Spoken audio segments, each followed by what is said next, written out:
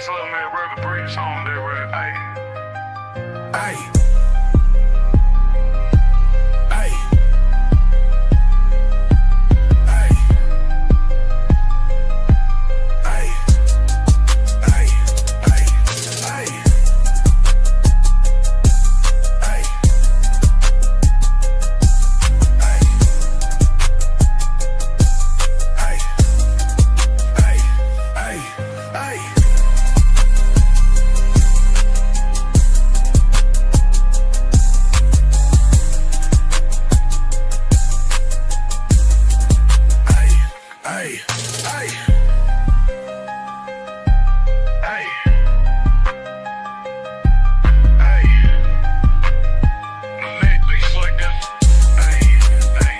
Hey. Hey. Hey.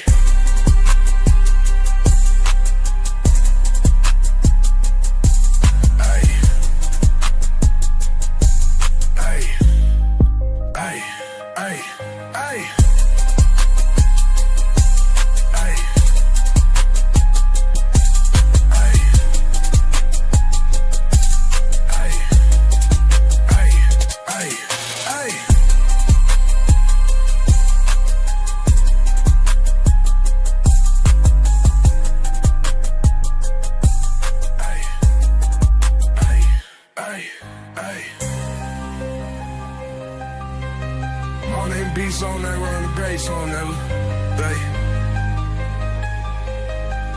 Hey, hey, hey, hey. Only one up in my brain, only one big my place in the brain, only one big my place in the brain. Hop out the bitch on level I'm play, hop out the bitch on level I'm play, hop out the bitch on. Why side?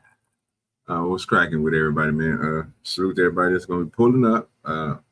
We're gonna be doing the shows this week over here with me. If you're looking for Uncle Tom, he's gonna be popping up when he can. He is traveling right now. So but he said he's gonna come through. So he'll be through here in a little bit. I didn't put the porch up because again I have no controls over there and I didn't want to have to keep on going through there. So if you want somebody over here or what or not, you know what I'm saying, you already know what to do. Tell them that we over here live on DoDirty channel. And Spoon want to come up and add his channel to it and do what he do. He can. But we here for the everybody hate everybody across social media is what it is. Hope you like the thumbnail. I'll let you look at it.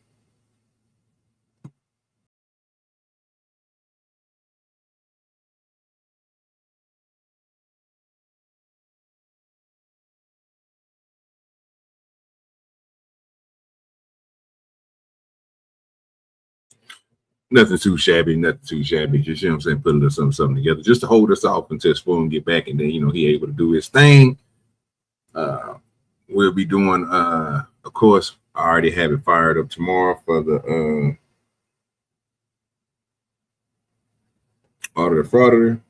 Wednesday, Conspiracy Wednesdays, I come up with something. I'll probably use that nigga shit because he got a nice one for his new thumbnail for his Rich College. So we might just use that, repurpose that. Then you already know Thursday and Friday, Saturday and Sunday, you already know it's telling about the Gunline Boss. Thursday on the conversation with the blacks, or the conversation with the blacks on the porch. We're gonna be there for that. So just make sure you lock in with us, so forth and whatnot. Make sure you come in, hit the like button, all that good stuff. We're gonna be waiting for, I guess, for people to show up. I really had no topics or nothing today. I'm gonna be honest with you. So hopefully they'll have some, especially when Spoon pop up. Maybe he have something he want to play. They've been dropping videos in the back, but I ain't watched them, so I don't even know what it is. So we might play those. That's across social media.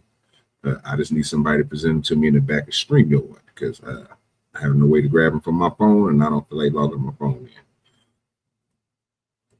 But we'll find something eventually to go over. Salute the drip name. That's why I was just said a few minutes ago over there arguing with Cellulite and Raw B and Wall Street Billy, Shania, Chicago Real. Yeah, look, we having fun over there. And salute the Easy Bands, man, was on his show earlier today, man. When I got to the crib, I popped on his, man, before he got off, about 30 minutes before he got off. It was fun cutting up over there. So, hey, we're here doing some good things. Been moving around, man. We've been moving around. But hopefully people start coming in, start coming over, start getting some new people in this thing, have some fun with new conversations. And I might get some pushback. You never know. Might be getting some pushback. But in the meantime, between time, let me drop this here link so that I'll wait for Spoon to pop up, and then if he want to drop the link, he can.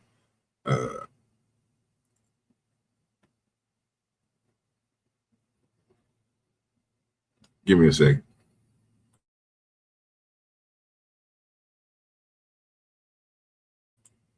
Yeah, in the meantime, between time, shit, I guess we'd be sitting here for a little bit.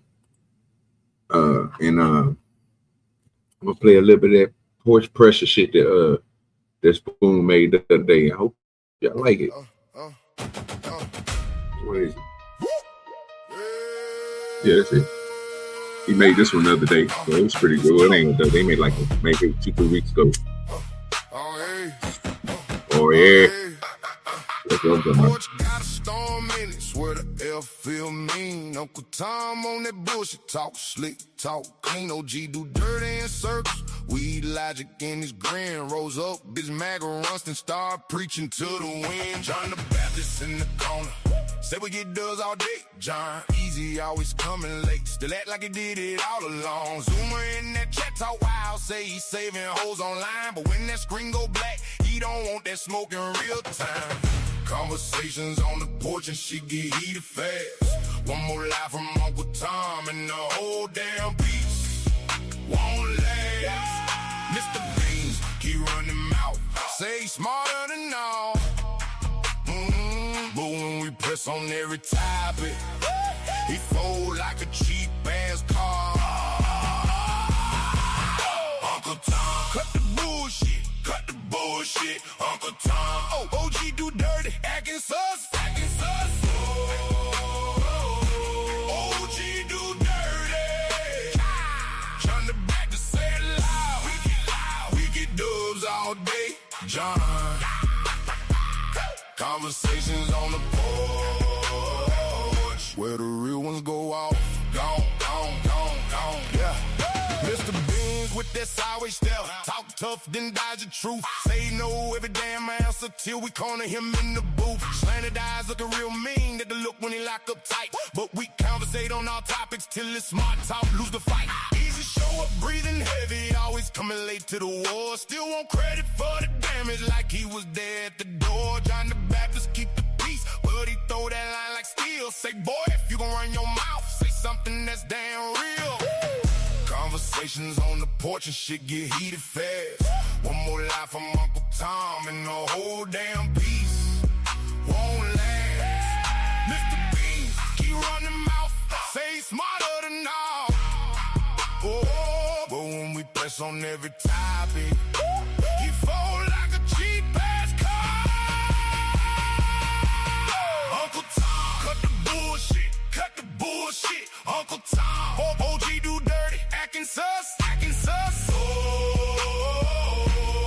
OGDoDirty, John the Baptist, say it loud. We get dubs all day, John. Conversations on the porch, where the real ones go off. Gone. Porch light off, face still stomp, no peace when the truth gets said. Zoomer talk, easy late, beans stay trying to outsmart the thread, but we still here, face to face, no hiding behind no screen. Call it out when the bullshit lane. Keep it raw, keep it mean. Uncle Tom, cut the bullshit, cut the bullshit. Uncle Tom, OGDoDirty, acting sus, acting sus. OGDoDirty, John the Baptist, say it loud, say it loud. We get dubs all day, John. Conversations on the porch, where the real ones go out. Gone.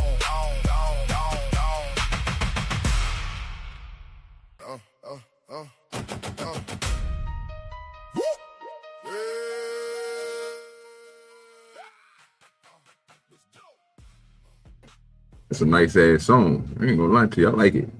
Let me check the damn real quick. I can't see it no more. Why do I ain't mess with the damn thing? It said 9. Hold on, let me cut it up one more. Let me get to 10. It's at 11. It's 10. All right. They got that one taken care of. But he got the Porch Talk Pressure is the name of that song. So if y'all ever want to hear that in the background instead of hearing the Porch Talk trunk bass, you know what I'm saying? That's that one I like using all the time. But if you want to hear this one, you know what I'm saying? Hey, it is what it is. Hey, what's good with your Kingdom Man? If y'all want to hear that one, bro, you know what I'm saying? Hey, just let me know. We'll put it in the back. You know what I'm saying? We like all the songs that Tom come up with. He really need to put that with the big end in the back. That's the one we need, nigga. That's the one I don't have in the back, nigga. It's the spoon with the big end. That's the one we need right there. But hey, I'm good. So I guess we'll go ahead and start off with this. We'll go ahead and add on to what the conversation is around the YouTube until somebody else can bring us up some quick hitters. We'll just go ahead and hop right into it, I guess, and start talking about this. So let these niggas argue about this Carmelo Anthony and other things and so forth. But I tell you one thing, Beans was over there cooking them niggas the day he was over there doing this thing. Gotta give it to him. I said, whoa, wait a minute. He was in rare form today. Say, check him out. So we definitely gonna play a little bit of that. You know what I'm saying? I'm gonna get that ready here in just a second. I didn't send nothing out on Discord. I let my bots do it today. So hopefully the bots go ahead and rank up. I didn't get the chance to check Facebook. So, you know, but it depends if we're going to keep this one or not. And hopefully we do keep it. So I'm going to try to find stuff that we can keep up here. I don't want to get rid of the show. But if I have to, I have to. I got to do what I got to do. Let's see.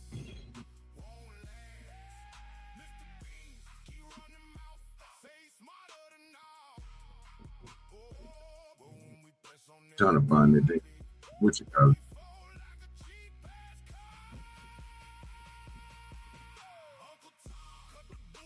Let me do it.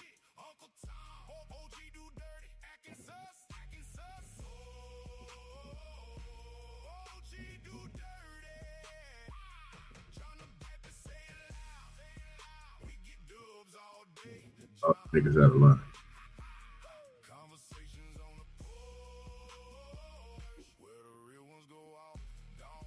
There it is right there. This is for my boy John the Baptist. You know what I'm saying? I thought he was going well, the porch ain't on. So he probably ain't gonna see this. So but y'all tell him about it. You know what I'm saying? I thought it was hilarious. I seen this earlier. I said, oh, okay. Is they saying John's name? And then when they took the spirit, I say, oh, we got to make this an intro for John. You know what I'm saying?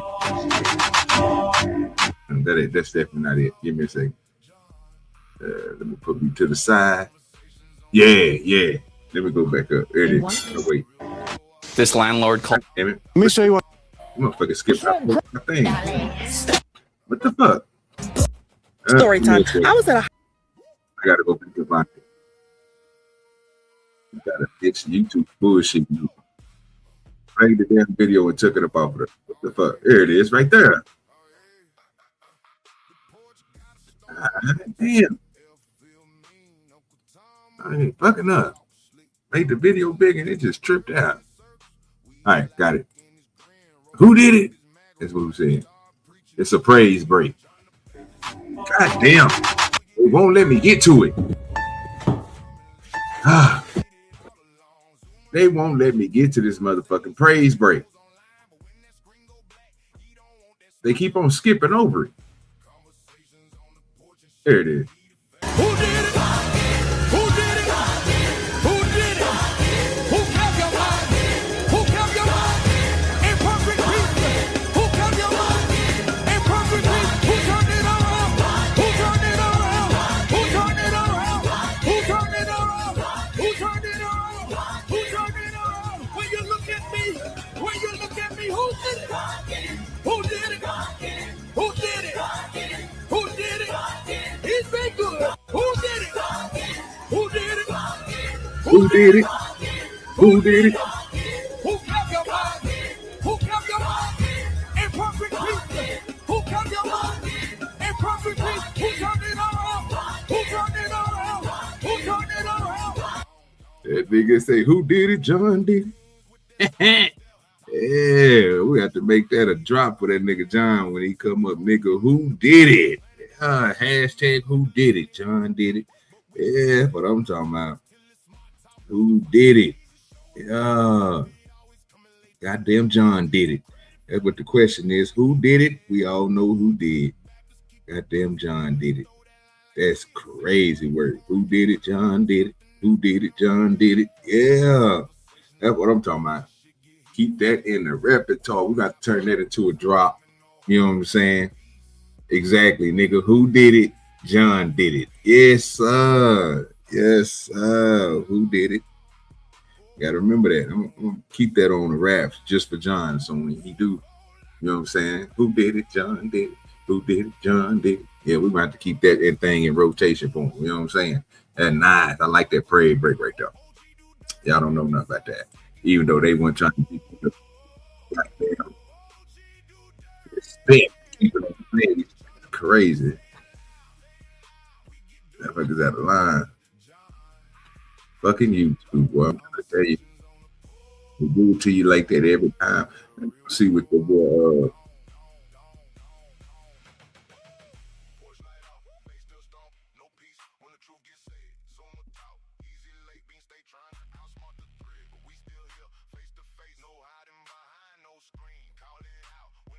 they're gonna do the same thing to me again. I already know. As soon as I try to play this motherfucking video, it's gonna cut that motherfucker off and move it. Some bitches. I was at a high school and there was a female student. Did that boy in?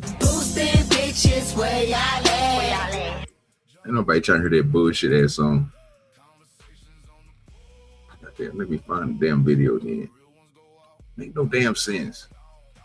A fucking sorry ass YouTube fam. They gotta do fucking better. Alright. Let me pull this up. It don't make no damn sense. Gotta do better. Alright, let's see what he said, man. Not guilty of. The state has now rested in the murder trial against Carmelo Anthony after calling 21 witnesses. Whoever made that video should go to jail. This case isn't even over. Like, it's nowhere close to over. They did that shit on purpose just to screw with you guys. And then people with insufferably low IQs believe them. And I have to come along and make a video letting you guys know that it's not true. This trial is still going on. It's got a ways left on it. And it's looking real bad for Carmelo. Not guilty. What y'all think about that? Don't worry about it. Let me go ahead and go to this hamp shit. Let it go. We can go ahead and have some fun watching this shit. Let me put me back on the middle screen so I can get this pulled up.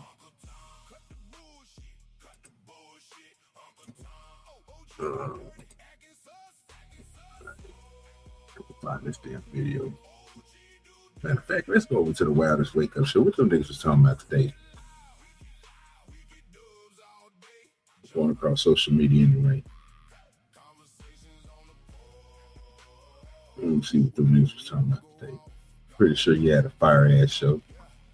I gotta go to the T's.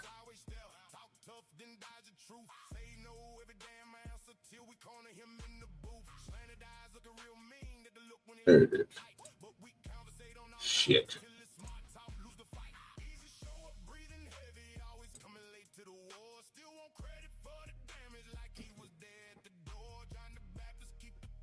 Oh, that nigga fooling. I'm gonna have to wait for Spoon for that one. That nigga Sharon over there fooling. I'm just gonna play the ham shit.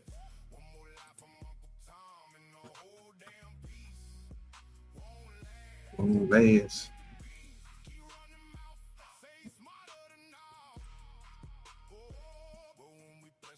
Let's see.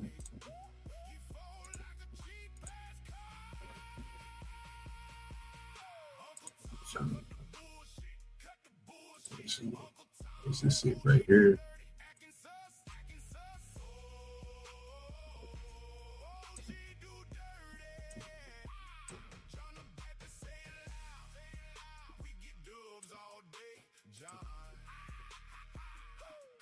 All right, let's go ahead and start here. Stephanie T was cracking. Let me go over here and get this one up here.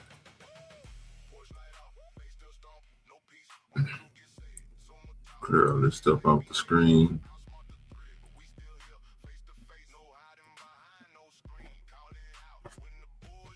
Well, I want to be on this. Put me on that side. Because everybody else is going to pop up. So let's go ahead and start from right here. I'm going to let this play. I'm going to go catch my ribs. And we're going to keep it pushing from there. Is that reality that nobody wants to acknowledge. Just like there were decisions to be made for the Austin, who initiated the whole thing. There were decisions to be made on the other side for Carmelo, and nobody wants to acknowledge that.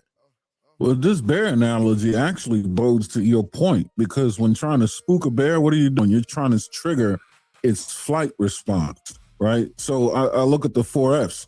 Fear causes one of 3 things: fight, flight, or freeze. So why is it, if fight is going to be the first response, what happened to flight? Especially when fight is a cognitive decision that's being made. And that's as evidenced by the fact that he stated in confidence, if you do a thing, this will be the response, right? So if you're clear-headed enough to make that assessment, why isn't flight on the first on your list of options when impacted by fear? Now, freeze, nobody can control that one, right? Fight and flight, though, are decisions, largely. And if you have a decision, if in facing fear, you can trigger a bear's fear response to flee, why can't you do the same when you're in danger with a person, especially when you made a decision to pick up a knife? All that, son. Now, if you're in an elevator, you're locked in a phone booth or whatever, well, then, but your options are limited. No, didn't he get pushed though? I mean, maybe I got the story wrong, but didn't he get pushed? Yes, he was pushed. Yeah, but he wasn't trapped. Was able to push him. Was he in range to grab him? Like, so someone that's pushed or feel like they can be physically touched, are we sure the person actually, because they have a fighting chance of running away, like they might actually think they can escape? You know, they might have to do something. No reasonable person is going. Rick, you're at a track meet. This dude's a football player, bro. Again, if you wanted to get away from the dude, you could have got away from the dude. Your immediate response was to stab the boy in the chest and kill him pretty much instantaneously, bro. All right. No, there's no getting around it. Can we acknowledge that he was in range to grab him? Like, yes, yes, he made physical contact, so clearly he was in range to grab because he made physical contact. Here's the thing, though. There are 2 things in play. It's not just distance; it's time. He had the time to think about and announce use of this knife. That tells me he had the time to research the ability to create distance. Right.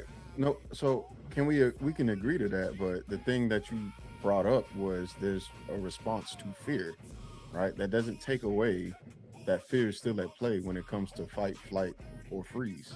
Agreed. But that's what I'm saying. What mitigates that is the decision preemptively to grab a knife and announce a cause and effect. You know what I mean? Like that tells me that you're so afraid where you're blinded away from being in the ability to make decisions is what I'm saying. And furthermore, Tiki, with his bear analogy, right? So as scared as you are of the fucking bear, and you have the option of fleeing because you're still in fear because of the bear, right? Are you ever going to fight the fucking bear, or are you going to retreat? So there's a point in time to where even though you may be fearful, the fear transfers into something else when you decide to become the aggressor, or you decide to attack. That's what you're going to have to get a jury to believe as well. Hey, you have this big ass track meet, right? And these bleachers to where there's nothing boxing you in. The only thing is just like would be anything that's encompassing would be the tent, and the tent we know is just a covering above. You can run left, you can run right, you can run back, you can run forward. And let's say you won't run forward because the threat is in front of you. Okay. Instead of you retreating, all right, not saying that you have to or whatever, but again, you're trying to convince a jury that the only option he had by a push, by all accounts of what everybody is saying, wasn't something violent, he wasn't punched or whatever, so on and so forth. He was pushed and he was fucking. It was super. It was. That was they saying. They saying it wasn't super duper violent. Nobody's saying it was just like this. He pushed the boy.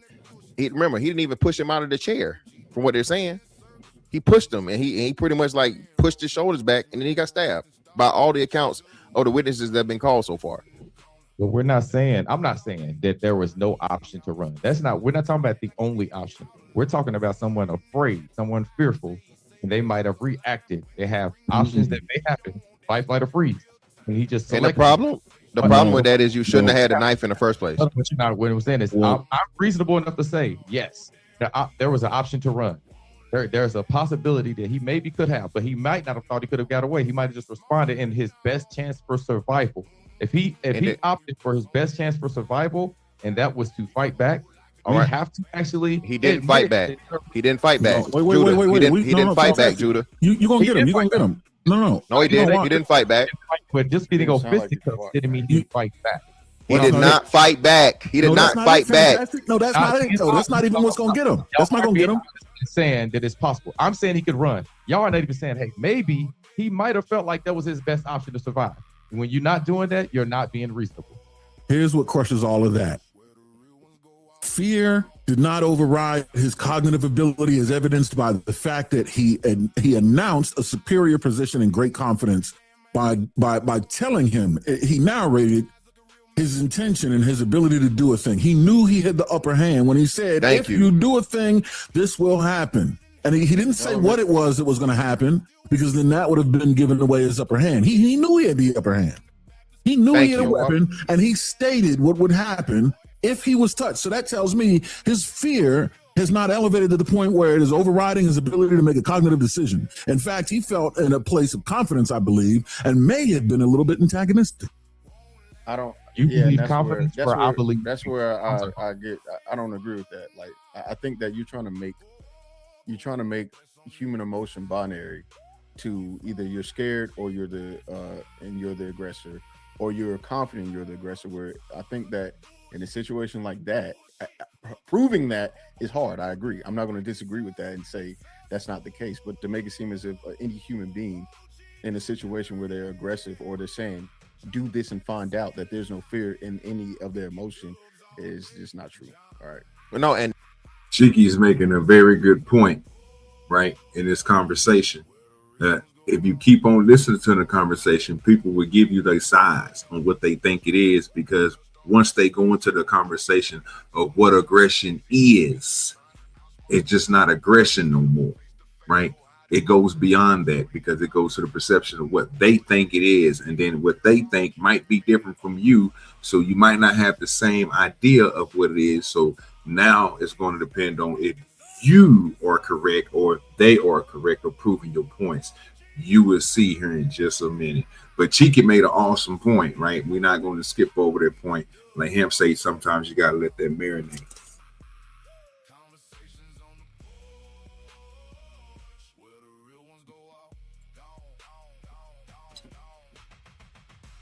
And now, since it's sitting on there marinating, you add to the fact, if you bring up what aggression is and explain aggression by what you feel and not what aggression is, then that's when the conversation gets flurry.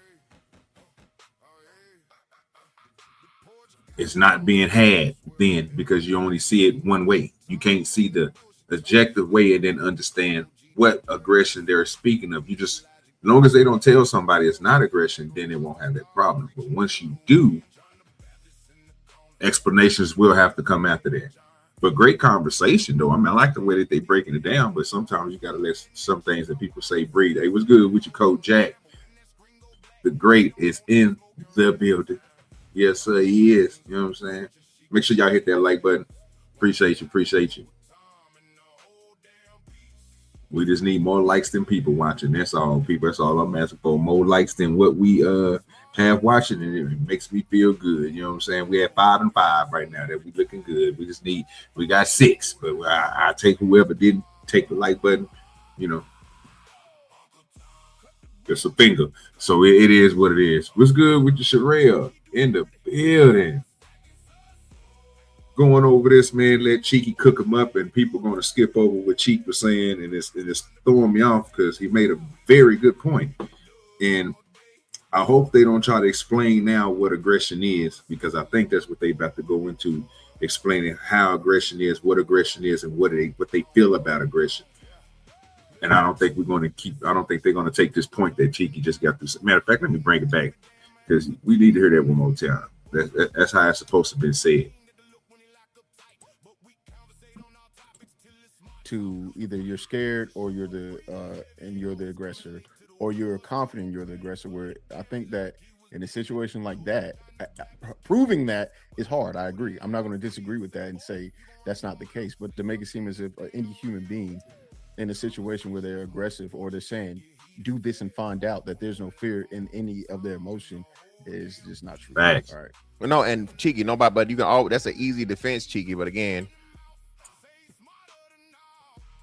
we'll let it continue to go. I'm gonna let them finish it, because I think as they're gonna jump in, or one or two is gonna have something to say about it. is it reasonable? It may not be. Is it reasonable? Is that reasonable? Is the response? Is the response of, again, first and foremost, using a weapon where you could have just used your hands? You got pushed. You could have pushed back.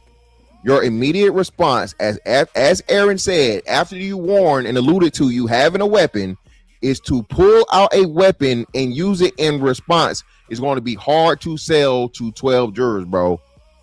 It's going to be hard to sell. You had, because even though you had the night, just real quick, Cheek. Well, no, okay. Well, it's not just for you; it's for everybody else, Cheeky. Because I got you. I got so this is we pretty much align almost completely on this one, right?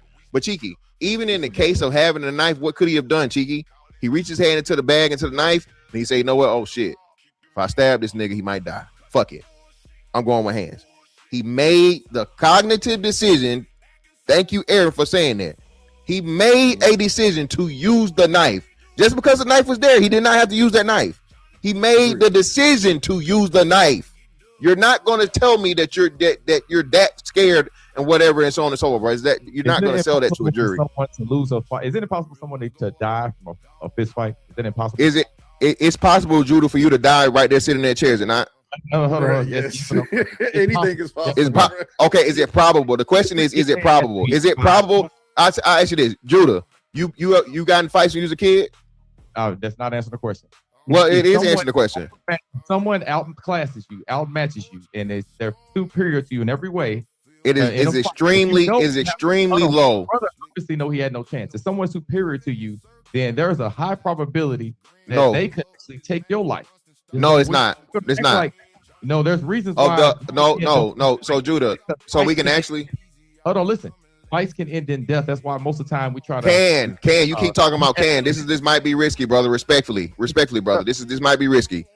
Most fights end in, brother? Do most fights or the minority or majority of fights end in death, brother? Obviously, the minority. Vast minority, brother. Vast minority of fights end up in someone dying from a fight.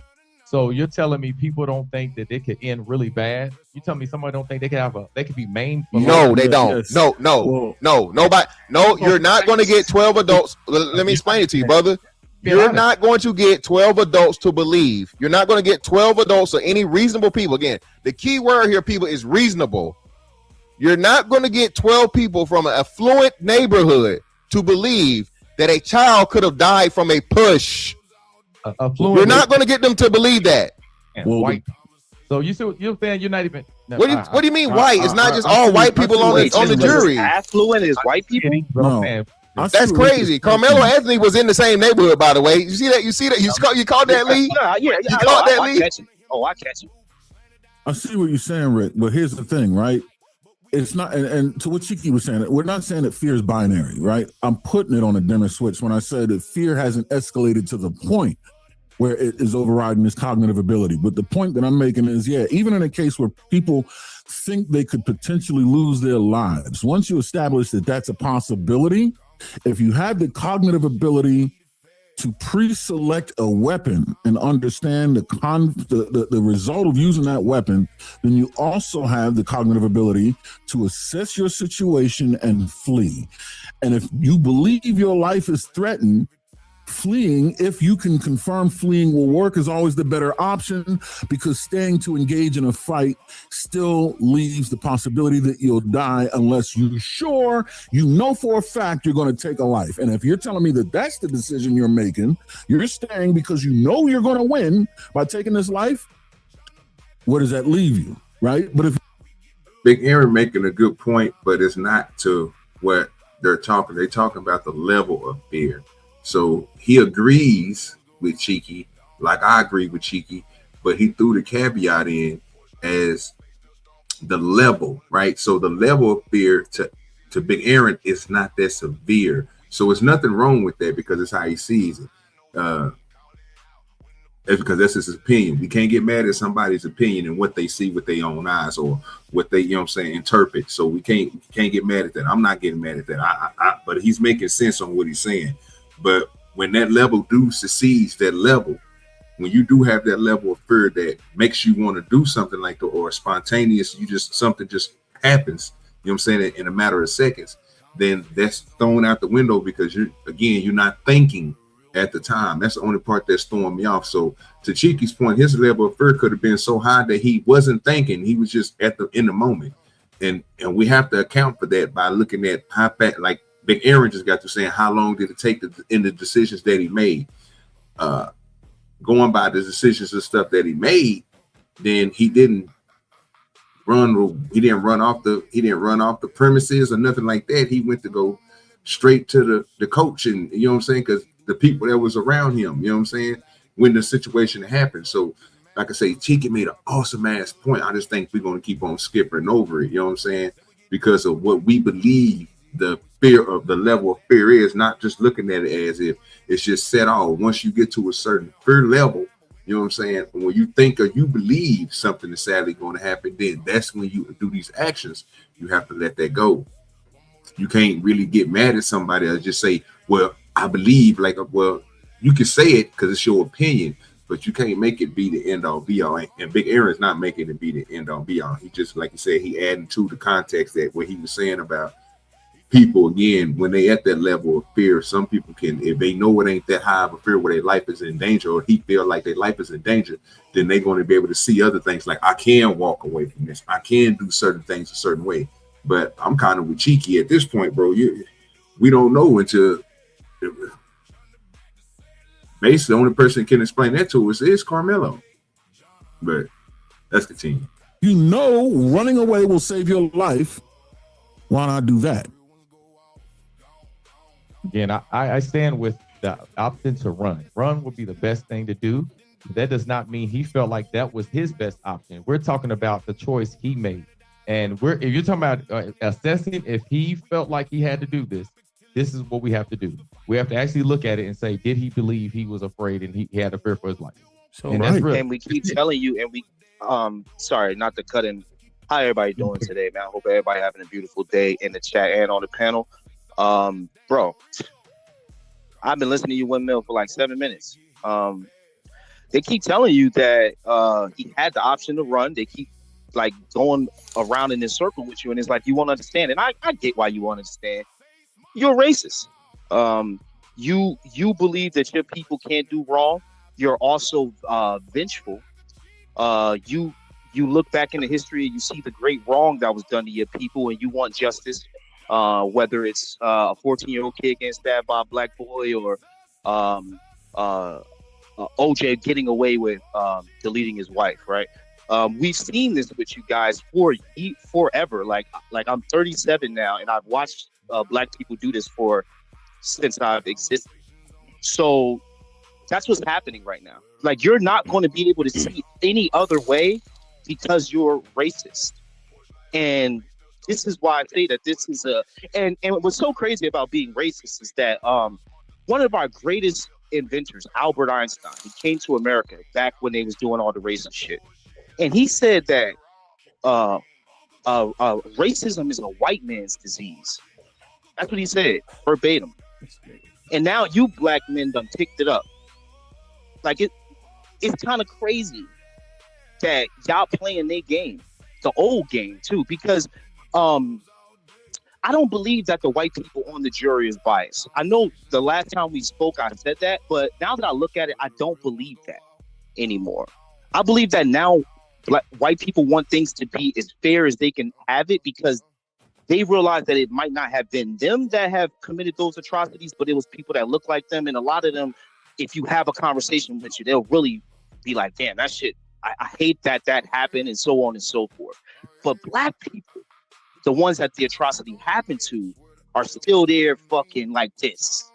You know what I mean? Y'all still want the war to happen. Y'all still want the race battle, all that shit. Y'all want it all to happen. That's why people at the courthouse with free Carmelo signs. And I clipped the woman and she was saying, yo, she kept it 100. You know, what y'all do when y'all come on these panels and stuff, y'all try to like act like y'all not racist. Well, not. I shout out to him, 'cause I like that. He just say it. But you kind of like trying to act like you want justice, but it's just really racist. And that's what the woman said. She was like, yo, if it was them, they'd do it to our people. And then the reporter was like, who is them? And she didn't want to say white people. She said the community. But this is going to keep going on until we start to just want justice and stop looking at it from a color perspective. Because that's what's happening. They color banging. I mean, I've met a Carmelo. My homie got stabbed 17 times in a one-on-one fight. What do you think about the case specifically, though? So you're thinking that people like Rick Judah are being obtuse to the facts based on what was being presented? Yeah. He's being obtuse because he has a racist bias. Okay, so you're saying that his assessment is void of logic?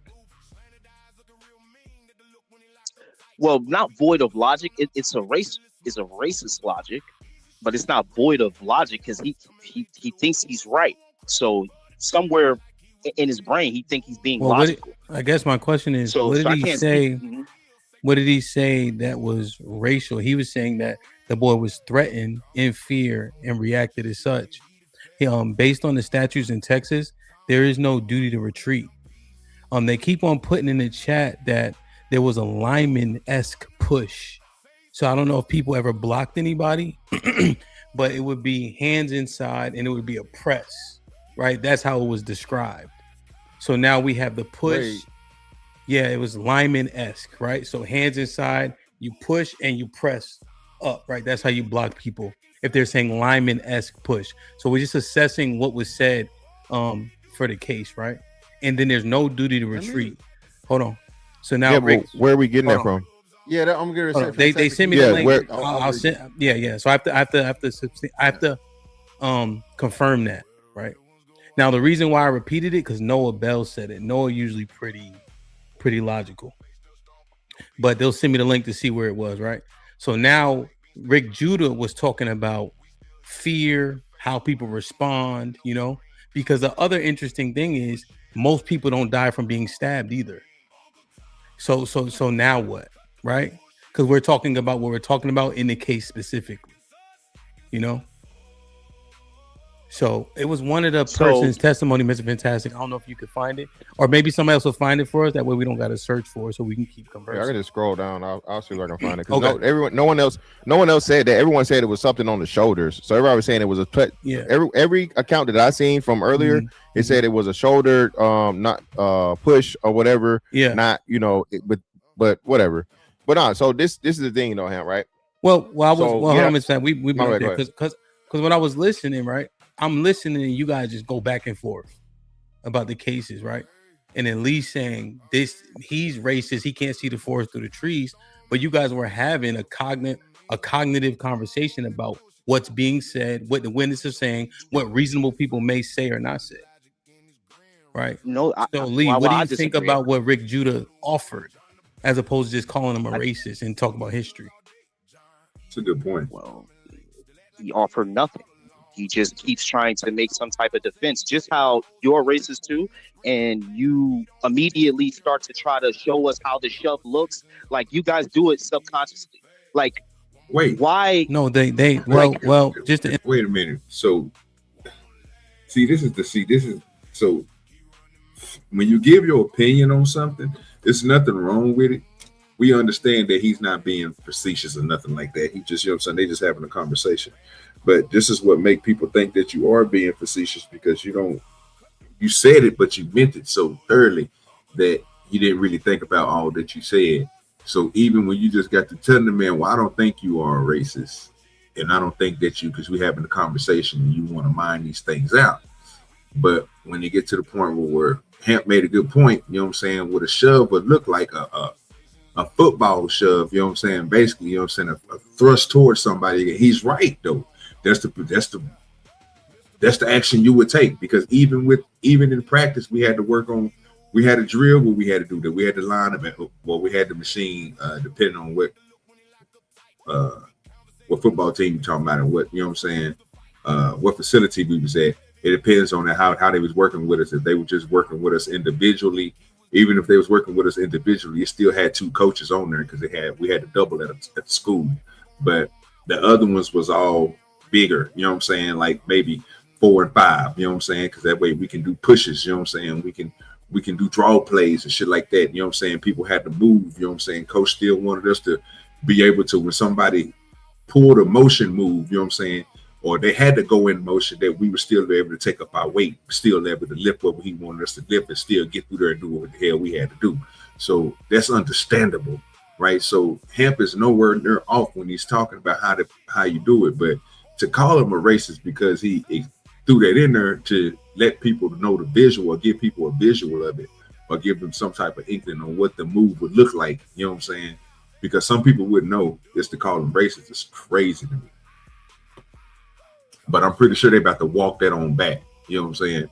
But that was crazy to tell him at first, like, no, you ain't a racist. But then, you know, that what you just explained to people, which was a fact and something that is used from people like Hamp, me, Tom, and many other people up there, fantastic, probably Big Aaron that played football and was probably, you know what I'm saying, at a point in time have to move on the line or get the tight end positions, then didn't play the real positions like quarter, well, you know what I'm saying, to play them positions where you didn't have to have contact as much as everybody else, like, you know, wide receiver and stuff like that.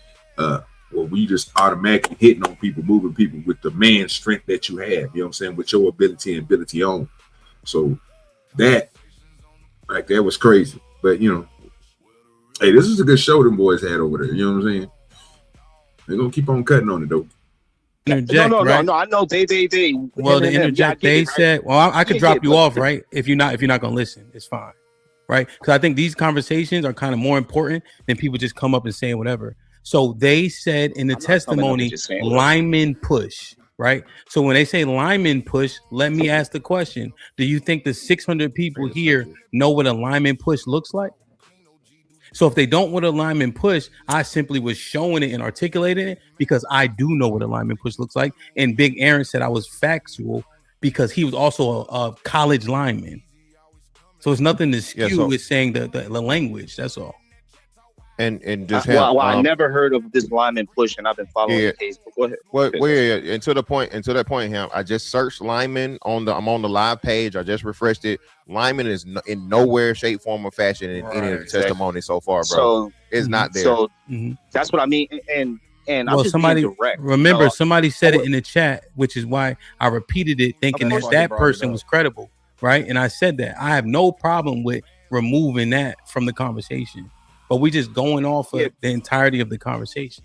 Yeah, but Ham, and furthermore, this is why we're saying, Ham, I think in these situations, as you keep pointing out, everything we say needs to be as accurate as possible, bro. Don't skew the shit, dog. I don't believe that Rick Judah didn't add anything to it. I don't agree with Lee in those sentiments.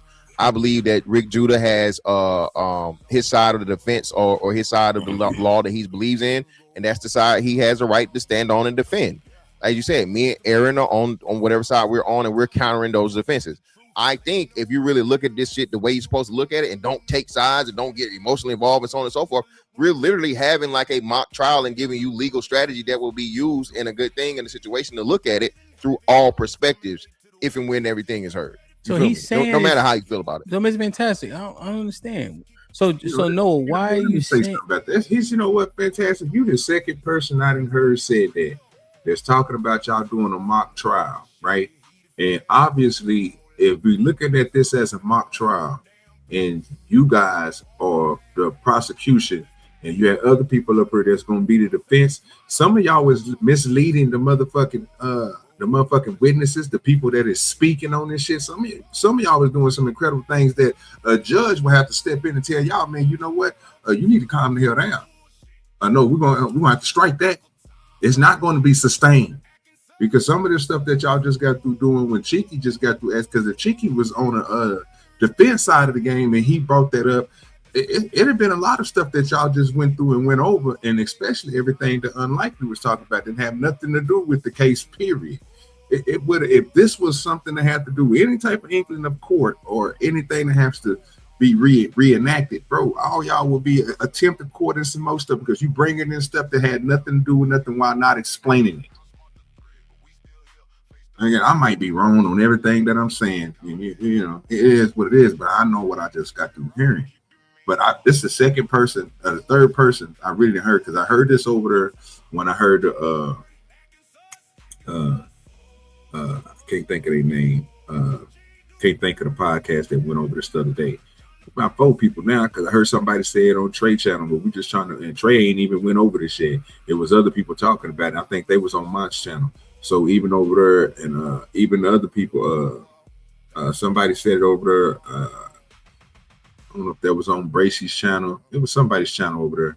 I know they said it over there too. We just trying to mock it up like a trial. So we just going through what the defense and the prosecution would say to each other, what y'all think. Y'all, and the crazy part, people are so incredible at what they do. They should present themselves as lawyers. I've been seeing people argue with people who have the knowledge. You know what I'm saying? It's crazy. But, you know, this is a wild time in YouTube, man. But I don't think, I don't understand why people are saying it. We got to stop saying that we're doing this as prosecution and defense, speaking for either side, or we doing everything to bring it together and make it seem like it's a mock trial. We're really not. Like I say, most of this stuff that y'all would be talking about, we get all that stuff that Lee just got to talk about, and some of that stuff that Rick said, the Judah, will be thrown the hell the fuck out. They will throw it out. Get this shit up out of here. So, you know what I'm saying? We got to think about that sometimes. We're not coming together and making stuff right. Hey, what's good with you? The cynical one is in the building. Appreciate you, love, for coming through. Post the link again so we can see. Yeah, I'm looking at the TBS live feed, brother. I just refreshed it, and that has the whole trial, right? Has the whole trial, right? Yeah, that has the entire trial from day one. Yeah, right. Yeah. And that's what I'm saying about like I won't use the R word. The bias is what I keep going back to. Is that he immediately saw that, and without any type of information, he threw it out there, and people immediately will start to believe it because they have this bias that's negative. And that's what I kind of see with Judah. Like he hasn't said anything in that way, but he keeps going back to, there's no reason for that kid to have gotten stabbed, man. All of us up here have had fights, and we're all alive today because stab you, right? That's a fact. And the fact that we're just sitting here allowing like us to look, because Fantastic says something. He said this make us look bad. I agree. It's like, why are we sitting here? And I'm not saying in this conversation. I'm talking about the people specifically at the courthouse rallying, specifically those people. That shit looks bad for us, man. Let's just call it like we see it. That's why I was saying you have a bias, which eventually becomes the R word. No, it would be the opposite. Yeah, I think. Okay. I was just gonna say, I think you pulled a lot of the stuff you use. Like you said, I have a bias. Good, you literally came into the conversation with a bias and threw in a whole bunch of stuff that I never said, that was never even mentioned in the whole conversation. So that's why, one, I thought that was funny. Two, I will say that is crazy. Yes, I'm for my people, but just because I'm for my people does not mean I'm going to ignore facts and truth. Ain't gonna lie like to you. I might be for my wives and my kids. I'm for them, but if they wrong in a situation, they're gonna get corrected by me and they're gonna get put straight. So what I'm gonna do is always try to stand for the truth and try to make sure those that are around me are gonna operate in righteousness. So back to what I'm saying, I'm only speaking on the case. Is there a reasonable Now, and that was all I was saying. Is there was there something reasonable for him to have done something for his action? And yes, there are options in every case, but I'm going to ask. I was only speaking on that. Yeah. Beans go yet? No, Beans never. Beans was popping. House was good. It was good with y'all. What up, though? What's going on? Oh shit! Shit, man. I'm trying to find it exactly right here, but I looked at a website that literally said what you said. So, yeah. I don't know if other people ain't trying hard enough. What's the website? Is it? Of course, he found one. It's ABC News. Yeah. Okay. We'll be all right. We'll just do the regular. No way. I'm looking at ABC. You'll see me. Look at ABC. Yes, I'm looking at a WFAA.com. Okay, we're looking at CBS with live coverage. So I mean, I guess I don't know. Just pull it up. Yeah, I don't know. Hey, Hamp, I sent you a text. I'm trying to find it in the actual whatchamacallit though. In the actual text. What y'all speaking about when the defense asked Eddie how was the push? I see New York Post, right? He recalled that Metcalf pushed Anthony upward like lineman drills. And at the same time, Anthony moved to stand stabbing Metcalf. Says Matthews. This is the New York Post. Matthews said it didn't look like the knifing was in self-defense because Metcalf wasn't threatening Anthony. He said Anthony was the instigator. There they go. He called Metcalf. There they go. He recalled that Metcalf pushed Anthony upward like lineman drills. And at the same time, Anthony moved to stabbing Metcalf. So this is coming from the New York Post, which is not a bias. Well, it's biased, but it's not biased to the liberal. No, it's not biased in the case. So you stand correct there. My bad. Like I said, we were looking at different sources. So the source says it's cool, fine. And another thing to know, real quick. Well, actually, Beans kind of was at the floor. He was speaking. That's why. Yeah, that's why I didn't. That's why I was trying to before we move on. Current? So Beans. Too? Well, I'm just letting you know where it came from. This is from June 5th, 2026, 4:24 p.m. Eastern Standard Time. CBS reported it too. Okay, so yeah, that's now what that that's been clarified, and we agreed that these sources are accurate and reliable. Beans, I think, was saying something. Yeah. So shout out to Noah because that's why I use because there's a lot of comments, right? But Noah be pretty like clear and concise, objective when he making his comments. So when I read that one, I trusted it. I knew he got it from somewhere. So Noah, if anybody called you a liar, I apologize for them. Go ahead, Beans.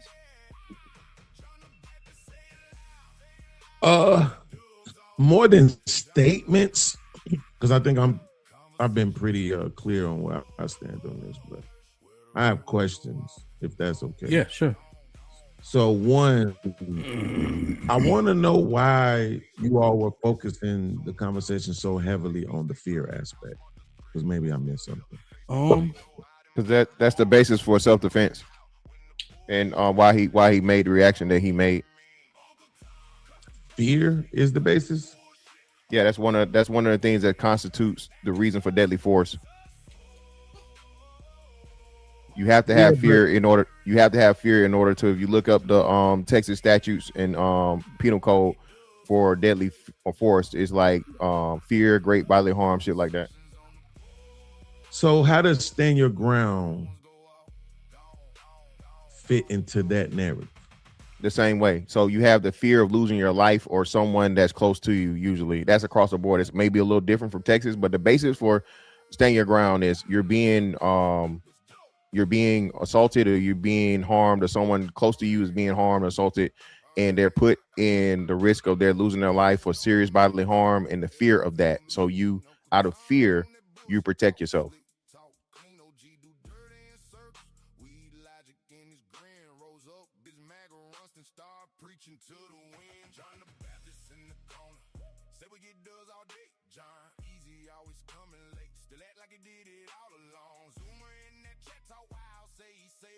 I'm glad you said that. I'm glad you said that. I want to come back to that, but I want to first say, see, this is why I was confused with Aaron's take. Beans. because it's right on your initial question. No. Stand your ground, self-defense, duty to retreat is danger. I can address danger. I don't have to be afraid to address danger. So if danger is imminent, I don't need to be scared. I can defend myself. I don't have to leave. There's no duty to retreat. Don't mean I have to be scared. Right. I would assume so with the stand your ground law, and that's what I was saying based on what Aaron was saying. Right. Because for some reason we were trying to, it sounded like we were trying to remove the fear part from it and then say because there was no fear, then that automatically makes him guilty. And I'm thinking, well, how does that make me guilty? So because I'm not pussy, using your favorite word, Aaron, all of a sudden I don't get to defend myself because I'm not scared. That doesn't make any sense at all. Hold on. I'm about to bring up the deadly force. Right. So, but then here's the thing I wanted to double back to, because Judah and his exchange were fantastic. I thought it was a mistake for Judah to jump straight to death because the statute does say bodily harm or bodily injury, right? So, yes, a fight will lead to bodily injury. We would say how many people die from fights? Not many. How many people have bodily injuries from fights? How many people have broken jaws, busted lips, cracked heads, broken ribs, broken arms, all kind of stuff from fights? Especially Hemp. What's the biggest reason why they say men shouldn't hit women? Is it because they're bigger and stronger? Yeah. So if somebody is bigger and stronger than you, right? Why doesn't it make reasonable sense for me to use something to get an advantage? Particularly if I'm not so afraid that I'm unwilling to stand my ground.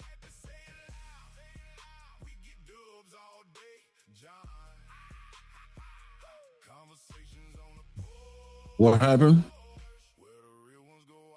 You said why shouldn't you defend yourself if you're unwilling?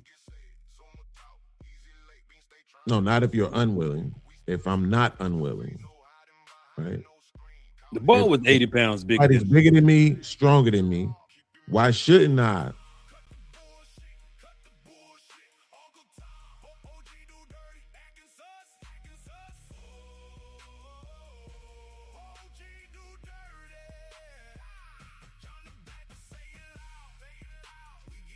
Oh, damn.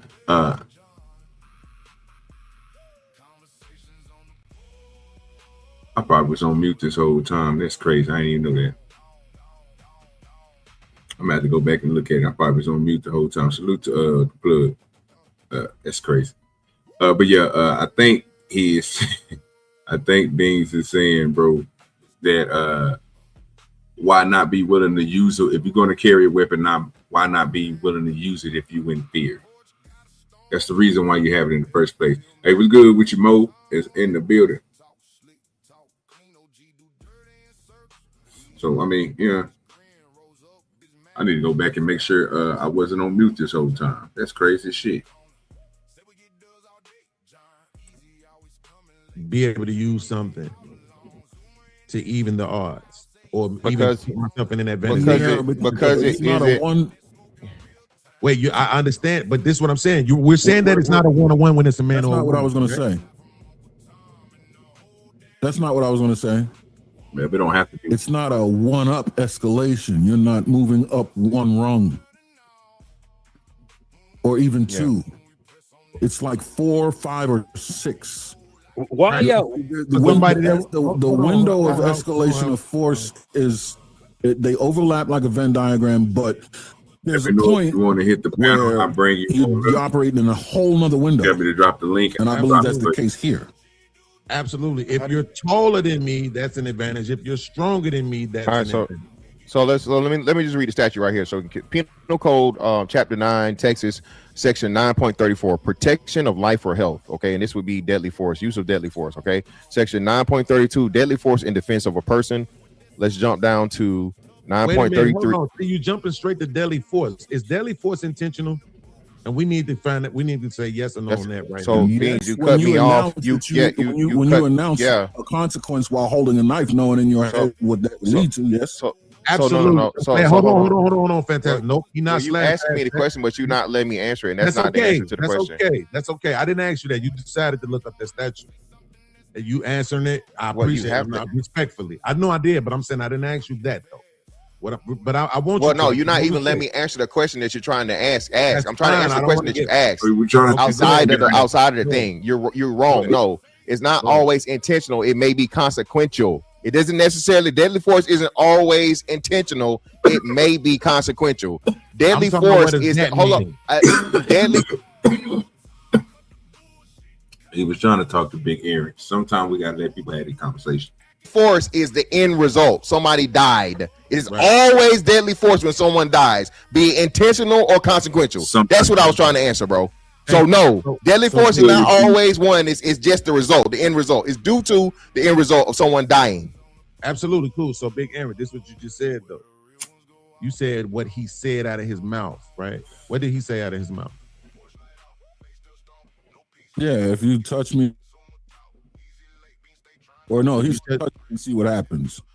And see what happens. So he didn't threaten to kill him.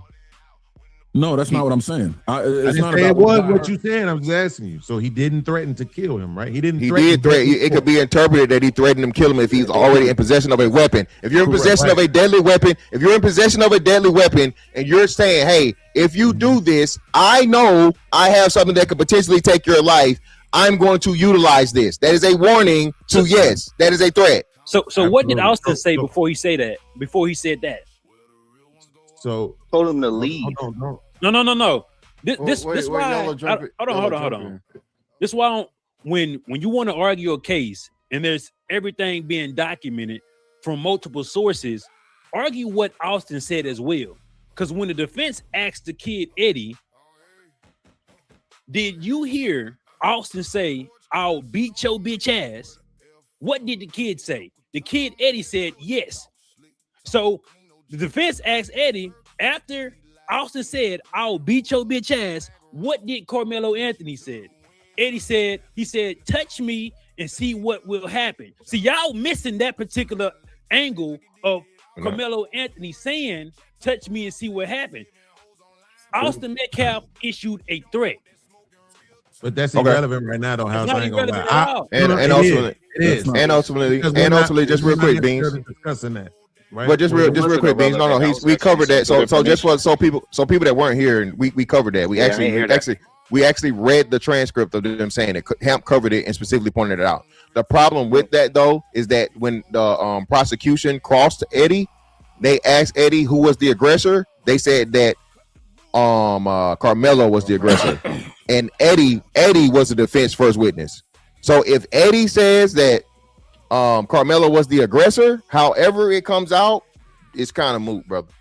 It's not because come on, man. Respectfully, bro. You interjected, but you interjected. Now your interjection is finna carry off into a conversation where we go to a totally different area, right? Well, so that's why let's I'm do this. Let's just hold on. I said for a long time. House. About to go off to. Hey, House, real quick, House. You'll get the floor to run that down, right? Beans had a couple more questions, if you don't mind, and then as soon as he's done, you could walk that shit all the way down, however far you want, and then you'll get retorts and etc. Go ahead, Beans. Thank you. So the moment that you say that you can interpret it, that means I didn't say what you saying I said. Right? Me and you just went through this recently where you tried to tell me what I meant by what I said. Like I'm not smart enough to tell you what I meant by what I said. Right? So you can't say that I meant that. He didn't say I'm going to kill you. He said, and see what happens. Right? See what happens could absolutely means I'm going to stab you, which we all would perceive that. But I also know that they said he asked the officer, is he going to be okay? That also does not, or that also, in my opinion, is more evidence that it wasn't his intent to kill. He wasn't looking to apply deadly force. You don't need intent. Yes. So the problem, Beans, is you don't in Texas is not required for intent. Intent is not required. I'm not read this. That it is. All right. Well, you have to argue if we're going to talk about the case. So otherwise, you're bringing up something that's moot. His intention of killing a child is ridiculous. It's irrelevant. I'm sorry. It's irrelevant. He said he was going to kill him. That's why. Well, hold on. This is what I'm trying to. Oh, I thought you were done. My bad. Go ahead. I thought you were done. I was countering the point you were saying. Keep interjecting, and I don't mind. Well, you would come to a clear point. My bad. Go ahead. That's why I asked. Go ahead. No, I'll have the conversation with you, though. Fantastic. So this is what I'm saying. As a juror, why would that be irrelevant to me?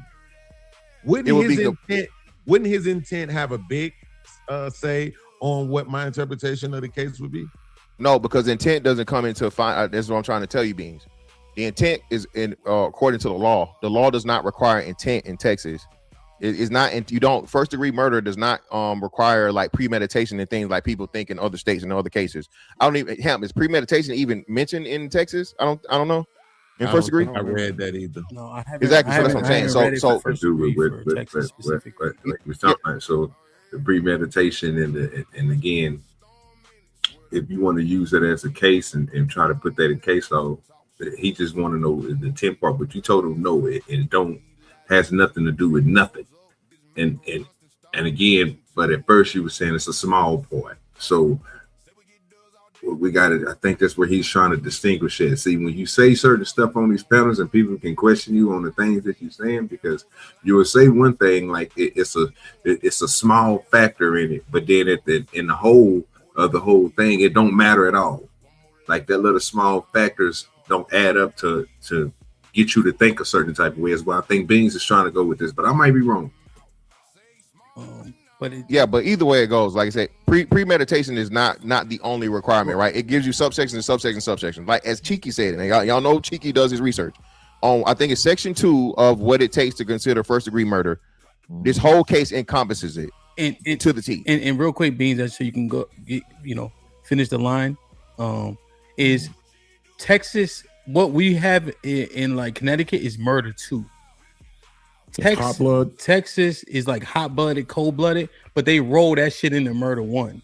And like our states, and I think in Illinois, murder 2 is like we start the fight and you say, you know what, I'm gonna kill this nigga, and then murder 1 is like I'm about to go kill this nigga, in our states. But over there in Texas, I live in Texas, I'm bugging, like it's like rolled into 1. So now here's the other thing, Beans. I don't know if you heard this. It's interesting, Mr. Fantastic saying this now, because we just had a back and forth, me, him, and Cheeky, about people's perception and not being able to unhear a thing.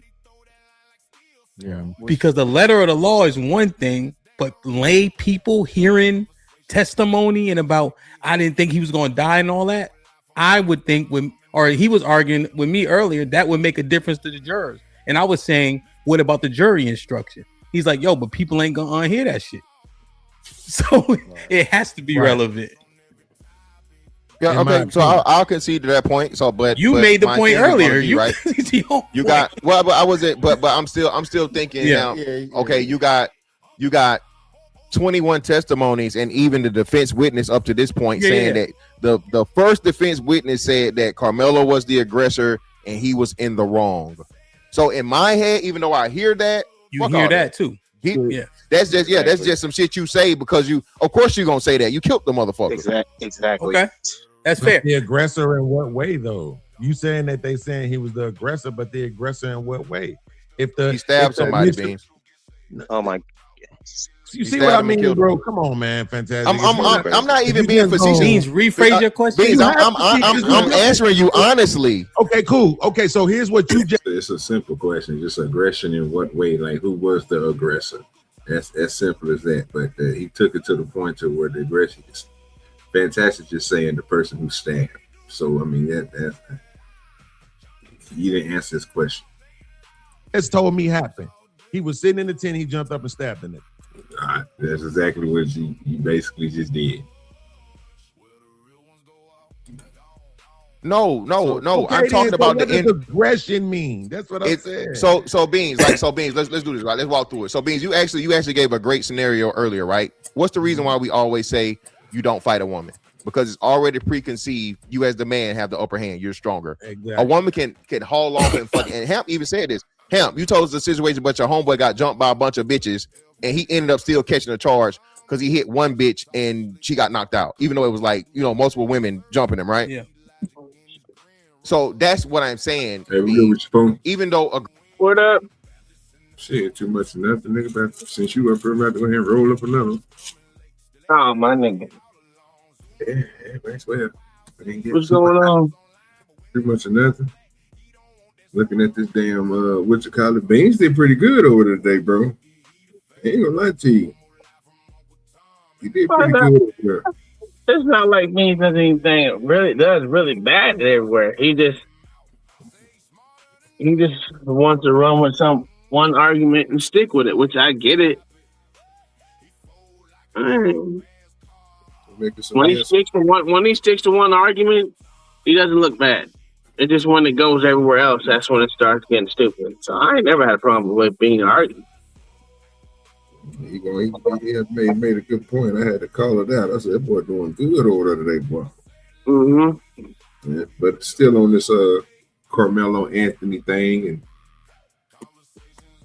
what people is putting out here, people are still saying it's still. I'm trying to still see if somebody gonna come out here and give the right facts, or they're gonna keep out coming out here pushing agendas. Just a whole lot going on. No, yeah, well that's one argument that I've heard all around fucking YouTube. Mm-hmm. So, but besides that, shit, too much of nothing. Roll up this little old weed. This is some more of this. Like, so I was gonna play that Sharon shit, and he said something. This is something about men's consent, and I was like, oh, wait, move on. Coming from Sharon, I don't know. I might check it out. I don't know how far this gonna go, because it might get wild or whatever. I ain't get a chance to watch it, so I work, so I ain't get a chance to watch that nigga shit today. So listen to it or nothing. So and then I went over to the Easy panel, and they was having a good conversation over there. And I went over to the Drip, and we was cutting up over there. Okay. And I popped up on here. Shit, sitting there smoking some weed. Crazy ass video. Yeah, we heading back to Lawton again. Heading back now? Yeah. I went to me a cat nap. Y'all enjoying yourself? What's that? Are you enjoying yourself, sir? Oh yeah. Oh yeah. A lot of driving. I've not missed it. Yeah, how far y'all leave? Where y'all go when y'all left from Lawton again today? Oh, we just came back here. We didn't go too far. We didn't stray too far for it. We just went from the city back to Lawton, and then we're going back. Because it seemed like everybody and their mama are gathering tonight. So, and, you know. Are you heading back up to the night? Yeah. Oh, boy, your ass fooling. Man, that ain't going to be on that highway, boy. That's a long ass drive, boy. Man. It was like an hour and what? Well, hour and 30. Yeah, that's what I was thinking. It depends on how fast you drive. At least the speed limit's 80 miles an hour here. You can go 90. 75, nigga. Nigga says it's how fast you going, Spoon? About 90, 92? About 85. I wasn't speeding like I do in Florida, because the fact is, I know how these motherfucking highway cops be. Oh, they be out there, don't they? Standing. Yeah. Do y'all got them same little bullshit trenches like we got up here in Oklahoma? Not as many as y'all have. Y'all have a whole lot. We have a lot. We have a lot of little ponds and shit every fucking way. Motherfuckers come get your bitch ass. They be man say, you gotta watch them sorry ass police officers, bro. We made it small. Bring the new pond. Well, that. But now we straight. That's a problem. But yeah, you can go ahead and play it. It was sounding good when I was listening to it. I was like, this nigga didn't drive the lane. Well, ain't nobody asked for it, fam. Man, niggas been sitting up here. Well, no. You good? Go ahead, bro. Yeah, I dropped it, though. I got a pant. I pant it now. So if they want to come up, they can. Man, shit, nobody said nothing about dropping the link or nothing. So I just figured shit, they didn't want to come up and talk about this. Some people say they really getting tired of it, bro. But you know, I told you this is one subject that has literally divided the country. Not just based on race, just based on political stances, race, every damn thing. You know what I'm saying? It's one that you just I just be like, oh, okay. That's why I said I don't care. They're gonna get a nigga this 5 years or 2 years or whatever, and then go about your business. This is getting a little annoying now, but I'm with them. Aggression, there is an ultimate aggressor. The person who's more violent is going to be seen as the higher aggressor. When you kill somebody, Beans, they're not gonna. I'm not saying you're gonna erase it or forget about it. People are going to compare, and this is what Aaron tells you, right? Oh, said he what we're talking about. Escalation of force is something that we naturally have in our mind because, hey, man, you have to do him like that, man. You have to take it that far. Come on, bro. He did this, and this, but you didn't have to kill him. Is what I'm saying. Fantastic. But here's what I want to know: Are you all arguing from the Texas law? Are you arguing law? Just Texas law? Is that what y'all doing? Because there's just too many cases where we could point where these things y'all saying. Yeah. Were still applicable and motherfuckers baseline Texas law, even though they weren't black. Yeah, it's baseline. Well, no, it's just how the Chinese do it. I know you don't like us bringing it up, but they chased the nigga down and shot him. Well, I was on that side, Beans. I was on the same side with you, but we can't use that because 5 black jurors found him not guilty. 5 black jurors found him not guilty. That's what I'm saying. Well, it has to be the point. That was the outcome. No, that's why I'm asking you. What are y'all arguing? Are you arguing specifically for Texas law? Is that the yes for Texas law? I'm applying this to Texas. No, that was crazy, right? Because if you do the reversal of that spoon, because I heard somebody else say that today and it threw me off. They was explaining that right, and I had to tell them like they were saying somebody in this case they ain't got no black people in there and they need to have people of his peers and stuff. I heard that earlier, right? And I was like, I said that is right. And then that's not what it technically means when they have a jury of his peers. Yeah, I know, but you know what I'm saying. They broke that down too. Like I'm not about to argue that part. I'm just saying that's what somebody had said, right? And it astonished me, and I was like, okay, well. Is everybody and when I found out everybody up there wasn't white, I was like, okay, well, it is what it is, right? I kept it pushing. But in that case, Fantastic just got through saying you can't even make that argument or bring that up in no case in no way because of it had just 5 black people up there. If they have 5 black people, that's actually pretty fucking good. So in the child case, they had 5 people. So ain't no way in the world you could say it was about race because it was them 5 black people was on the jury. But you can also say, when people say that because there ain't no black people on this one, you can't say it's about race either. But they are saying it is about race. So is that what he's saying? Yeah. Well, that's what they. Yeah. Okay. This has been an argument from the start. Okay, I was just making sure. I mean, I thought I heard that too, but I was like, ain't what we heard the other day. You know what I'm saying? They were literally people. They racist because ain't no black people up there. Well, it's true. It is racist because ain't no black people up there. Yeah, I ain't about to argue with it. Law and when ultimately it comes down to when is deadly force applicable and when is deadly force allowable? I know they said it. Yo, so Beans, I had a question off of what you said, and I want to give House the floor. Just because he was trying to walk something down. Mr. Fantastic, when you assess the situation, who do you see as the aggressor? Oh, not the most violent, right? Because that's what we're looking at based on the outcome. But who do you see as the aggressor? The initial aggressor was Austin. He initiated the contact. He initiated any physical altercation between the two. So he's going to be the initial aggressor. The aggressor overall, though, wait a minute. The person who's the most violent and help you understand this. Let's just go to boxing, right? Wait a minute. The motherfucker. Wait a minute. I might need to let him explain what he meant by that, but that didn't make sense. Not at all. Okay. Look, I'm just making sure I heard the same thing you heard. You know just because you're the initial aggressor doesn't mean you're still not the overall aggressor. The motherfucker. There was just an aggressor that's more violent than you were. That's all that was. But he literally aggressed him. No matter how you look at it, he aggressed him first. The other motherfucker was just more violent and used deadly force versus him combating aggression with aggression, which is hand-to-hand combat. He introduced a different level of aggression. That's it. Good that gets the hardest fucking the power punch. This is why they count power punches, right? Yeah. So no. So the person that's the most aggressive is going to be Carmelo Anthony, without a doubt. Yeah. He killed What somebody. happened is he exuded the most violence with the most harsh outcome. So oftentimes we look at that. If Beans and I get in a fist fight, right? I punch him first and he beat my ass. He's gonna be looked at as the culprit. Exactly. You know. However, I'm the aggressor.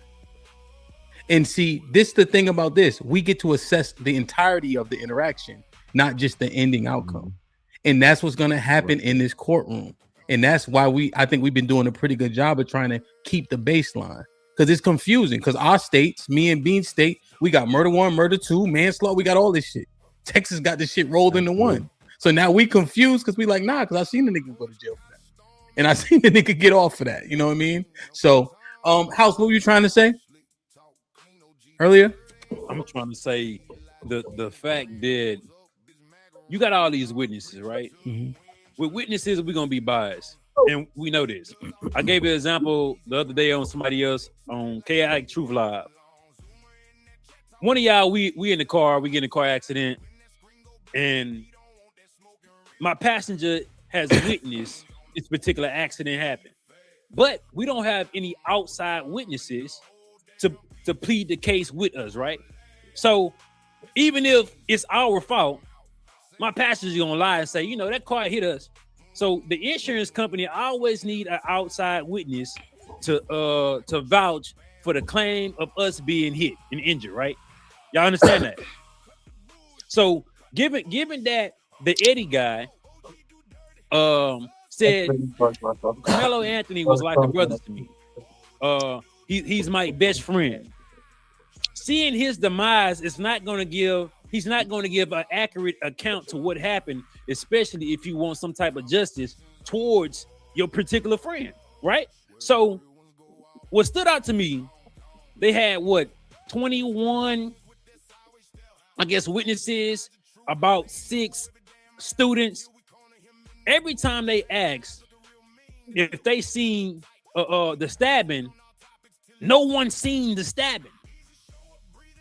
So how do you have an accurate account of what happened when they asked, did you see when Carmelo? And I got argued today, Spoon, about that, right? But what House just got through saying, because House said that, and I heard somebody else say it, but when I was on the panel, I said they seen, well, the people said that they seen it because I was listening to CBS News, right? It's an article in CBS News that said that the people, the kids, some of them kids said that they seen the goddamn stabbing, Spoon. They said that they seen it. What I said was, damn, if they seen the stabbing, they should be able to see it on camera and see that these niggas seen that the motherfucking stabbing, so they could tell if they lying or not. But you're gonna have House come up here and say they didn't see the stabbing, right? So I went and looked it up. What do you think that I seen? They said they saw the stabbing. Half and half, brother. Half the news sources, nigga. What was that? New York Post seen it. The other ones didn't see it. What? On the video? The testimony. The transcripts. Because everything that they talking about right now is transcripts from people that was supposed to be in the courtroom. The news. Yeah, bro, they all coming from the same goddamn. All this information we getting from CBS got people supposed to have people inside there, right? Everybody, you know what I'm saying? The New York Post is getting their journalist skills from somebody that's around there that's going in there. Everybody is getting this information, but what is coming to find out, I found out that it's split when it comes to the testimonies too. These niggas can't even tell us if they said this stuff or not said this stuff. And then if you really listen to them, some people are pulling information beforehand. Like I heard somebody, I asked them about the video. I say, what about the video? He said, we seen the video. I was thinking not the video. I thought they was talking about the video that the school had, right? They was talking about the people had already seen the video because they questioned a FOIA for the video. Oh, the FOIA request. Yeah, the FOIA request. They requested one before the trial started, and that's how they was able to see the video. I didn't even know that. I didn't even know people could do that, and I thought that judge said none of that stuff was going to be released because the case was still ongoing. That's crazy, right? Now, how did that's why I was trying to figure like how did they get? I didn't think they was going to do it for this. Because I remember when this first happened, right? Remember we had said something about that, but we was like, no, we ain't gonna be able to do it because nigga, they already set the shit. It was already set. Remember when we had found out that they weren't going to be able to have cameras, yeah, and all this shit here. That's when I was like, okay, well, damn, niggas ain't gonna be able to go get the FOIA either. And they were, no, you can't get it because it's an ongoing case. They haven't finished it off yet. How did the people get it? I don't believe they got it. I think they're full of shit. So the question I was going to ask you was, can you, if the case is in entirety of a case like this, would you be able to go get a video, a FOIA for this video for this case while it's in court, while it's still in the courtroom? As a citizen, I'm not gonna say it's not. I'm not gonna say it's not possible. I'm just gonna leave it as I don't know because that's really one that's up in the air with me. Because I never, especially with an ongoing case, and that's been the first thing they say. Besides, we can't comment on ongoing cases. So I don't know, man. That's a good question. Yeah, I don't know, man. This is crazy. But if you saying that and what I believe, unless somebody can tell me something different, what Coach just said, no, you can't do that, okay, because it's evidence, okay, and ongoing. That's what I kind of figured, Coach Jack. I figured the same thing. So if it's a news company saying that they went and got the video from, you know what I'm saying, would they be lying or? Absolutely, they'd be lying like a motherfucker. Okay. I just want to make sure they was. But we all know that the news always try to motherfucker put their own spin on shit anyway. Would it be different if it's coming from the school district? Just let me answer that question too. But it'd still be under jurisdiction of the court because it'd be evidence, right? Yeah. Okay. I was just trying to make sure because I heard that earlier and I was like, man, I don't know about that. I heard somebody say that. I don't know if they're gonna be able to do that, but I ain't want to question them because you know. I couldn't tell you, brother. Be 100% honest with you. Oh, you good? Go ahead. I couldn't tell you. All right, let me get back to a little bit more of this. Austin, which makes me believe that initial force coming from 5 bleachers down, Austin Metcalf, he was the aggressor, bro. The entire time. Now, when you're looking at the corner, right, and they said how this is not a knife, right? This is like a something I use to smooth out surface. The insertion of the knife within Austin Metcalf, it wasn't a direct strike into his body. It was more cornered, coming in like this, like on a sideways angle, which tells me I think Carmelo Anthony was prepared to use this particular knife, but I think Austin Metcalf's body with that lineman push exuded more force than what he was intended to do. So when he ran off, after Eddie said, I'm gonna take your life, I'm gonna take your life, this is why a component of Carmelo Anthony retreated as well, because these group of boys were already close enough to try to do some type of damage to him, bro. So at this point, this is where I'm gonna have to kind of disagree with House, That didn't make no sense what he just got through saying. But let me just say this. If he pushed him with that push and that nigga went back and he grabbed that knife, right? Let's just say he got pushed with the lineman pushing, he grabbed the knife. At that point in time, if that nigga charged at him like he was about to sock on him and he came forward and impaled him, that would be, again, I can see that force going through there and doing what it's doing. Because again, he'll be using his body weight to throw the stab, but at the same time, him coming forward, right? I can see all that happening. But what hypocrites just got through saying, that didn't make no sense. But he might say how he gonna explain it on here, but I don't know.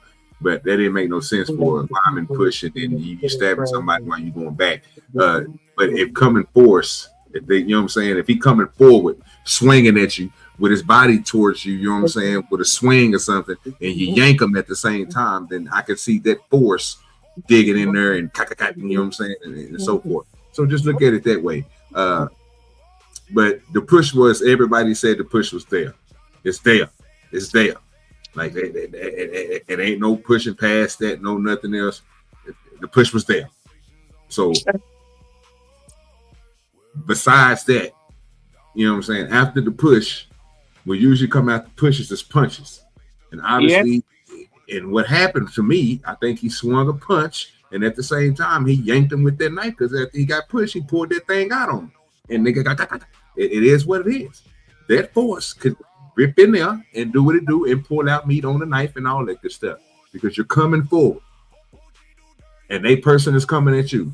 Have you ever just ran into somebody? Have you ever walked into somebody? I mean, yeah.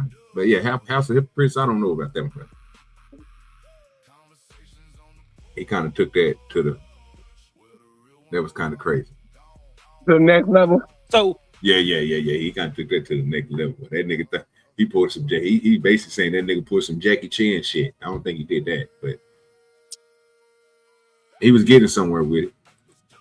We're gonna take all the account of what the prosecution has gave to us, and we're gonna try to make a decision. But the defense hasn't provided all the evidence to fight against everything they're saying. So what we're doing is basically saying he's cooked, but we're not giving it the time for the defense to come back, or we're not giving all these different nuances. If you tell me I'm gonna beat your bitch ass, and then you move 5 bleachers up to try to beat my bitch ass, don't say I'm the aggressor. That's all I gotta say. And you know something, I want to say something about this. I've been wanting to say this to a lot of goddamn people. What in the hell make y'all think that them jurors is not like y'all motherfuckers? You know, this is E.H.E. E.H.E. day, so it's in the what you call it. Did you see the thumbnail, Tom? I did. I like that. Yeah, E.H.E. You know what I'm talking about? Yeah, talking about Mondays across social media, baby. So you're gonna see a little different side of me today. It is what it is. If you don't like it, go fuck yourself. I don't care. What I'm looking at is this. When you think about the situation, y'all look at these jurors like these are just so big and so educated, prominent people. Like they ain't gonna think like you motherfuckers is thinking. So if you take the people that's on this panel right now, and plus me and Tom and y'all in the chat, we can be jurors. So the same way y'all thinking right now and the same way they thinking on the panel and everything else, guess who's doing that same type of thinking inside these guys when they're hearing all this information? The jurors. And don't forget, they got to ask a whole bunch of questions too. Like I just thought about that when he said that. I was like, man, you know, I don't think people really realize that, bro. Like y'all making it seem like once they go inside that courtroom, they just become smarter or something. Y'all know they just like you, a human being listening to some information they had no preview to, right? That's a fact. So if you divided out here in these streets, what you think they looking like inside there? And that reason right there, and plus how old this case is from the start, and how many people decide to be on left or right, whatever the fuck side they want to be, up, down, circled. Those same people get in that goddamn courtroom with it being old with preconceived notions, and then they can change their fucking mind on the way out. Once the case is going. For either way.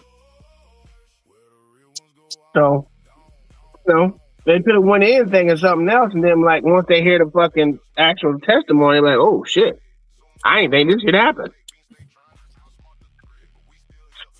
Switch over. Yeah, it's wild, bro. This is getting wild. But let's see what they're gonna say. All right, cool. So the problem in what you're saying is they did witness the stabbing. Everybody said they saw him get stabbed. Everyone said they saw him get stabbed. Everyone said they saw him get stabbed, right? All of the kid witnesses that was talking about, they seen the situation. They saw the push and they saw him get stabbed. They said several of the student witnesses said it, first and foremost. Right? Secondly, you guys keep trying to put this thing into where you're justifying a stabbing. All right, that's going to be the hard sell. That's the part of what you it's just not going to fly, bro. For one, you should not have had the knife there. And again, the Eddie dude you're talking about, when you ask the guy who's the state's witness, who says, yeah, he said, I'm gonna beat your bitch ass, but ultimately the prosecutor asked him 2 questions, and in those 2 questions he feels like Carmelo Anthony was wrong and he felt Carmelo Anthony was the aggressor. That eliminates all the other shit that what's name did. Oh, that's the most important thing. Defense, hold on. Well, brother, does the defense not cross everybody that was already called, right? Most definitely. Does the defense Of those 20, all right, all right, so that regardless of the witnesses, what I'm telling you is this: in the process of the prosecution, if the defense had a good case, they could still make the fucking prosecutorial witnesses look bad, and they haven't done it. Yeah. Did they cross? You're acting like we're just hearing the prosecution. I didn't say nothing while nobody was talking, bro. I'll let you get all your shit off. My question is, did they cross him? You can come on camera, bro. Just cross who? Yeah, they crossed everybody. Eddie, they crossed Eddie. Of course they did. Yes, we read it. Remember, we skipped it and then we went back to it, and you read the top of the part that was above and it. Eddie was for the prosecution, right? No, it was for the defense. Eddie, that was the first defense with. What's good with your beans?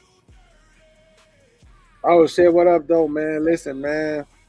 Shout out to all my people for pulling up. I appreciate y'all. Please stay right here. Don't go nowhere. It's still me. You know what I'm saying? I'm over here with my main man, OG. You know what I'm saying? Do Dirty. The DO stand for does operate under Uncle Tom. But we out here.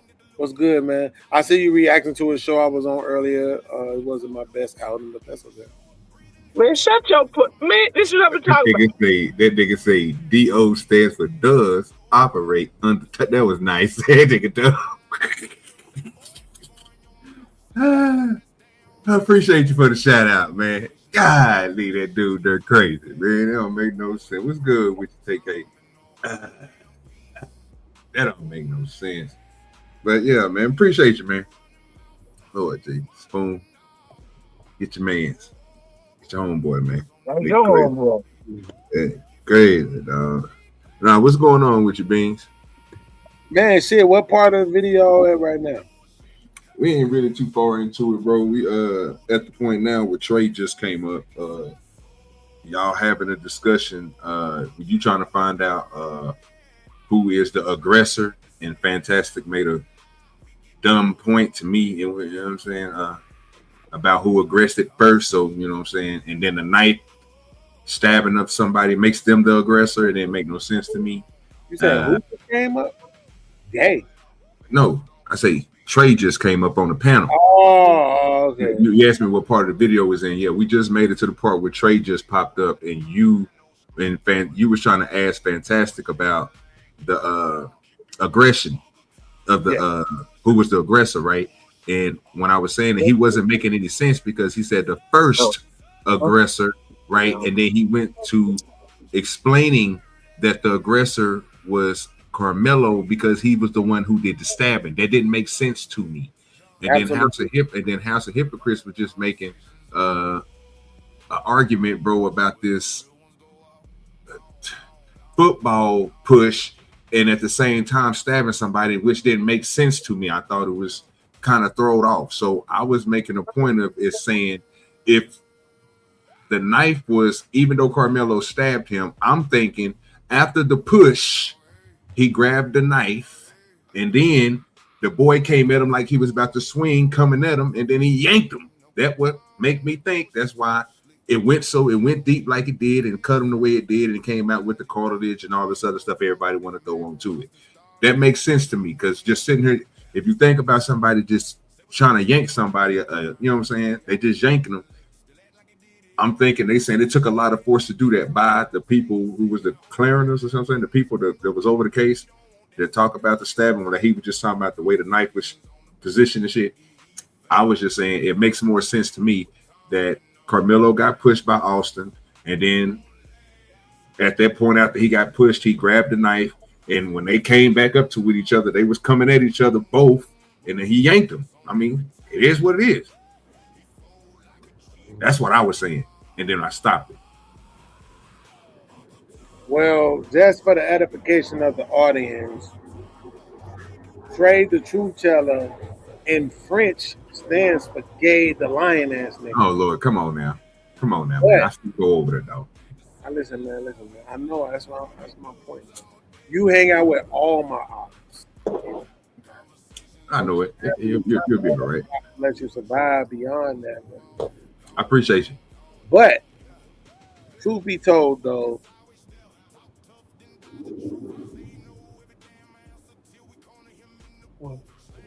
I think they're in bad shape. Man. Who is in bad shape?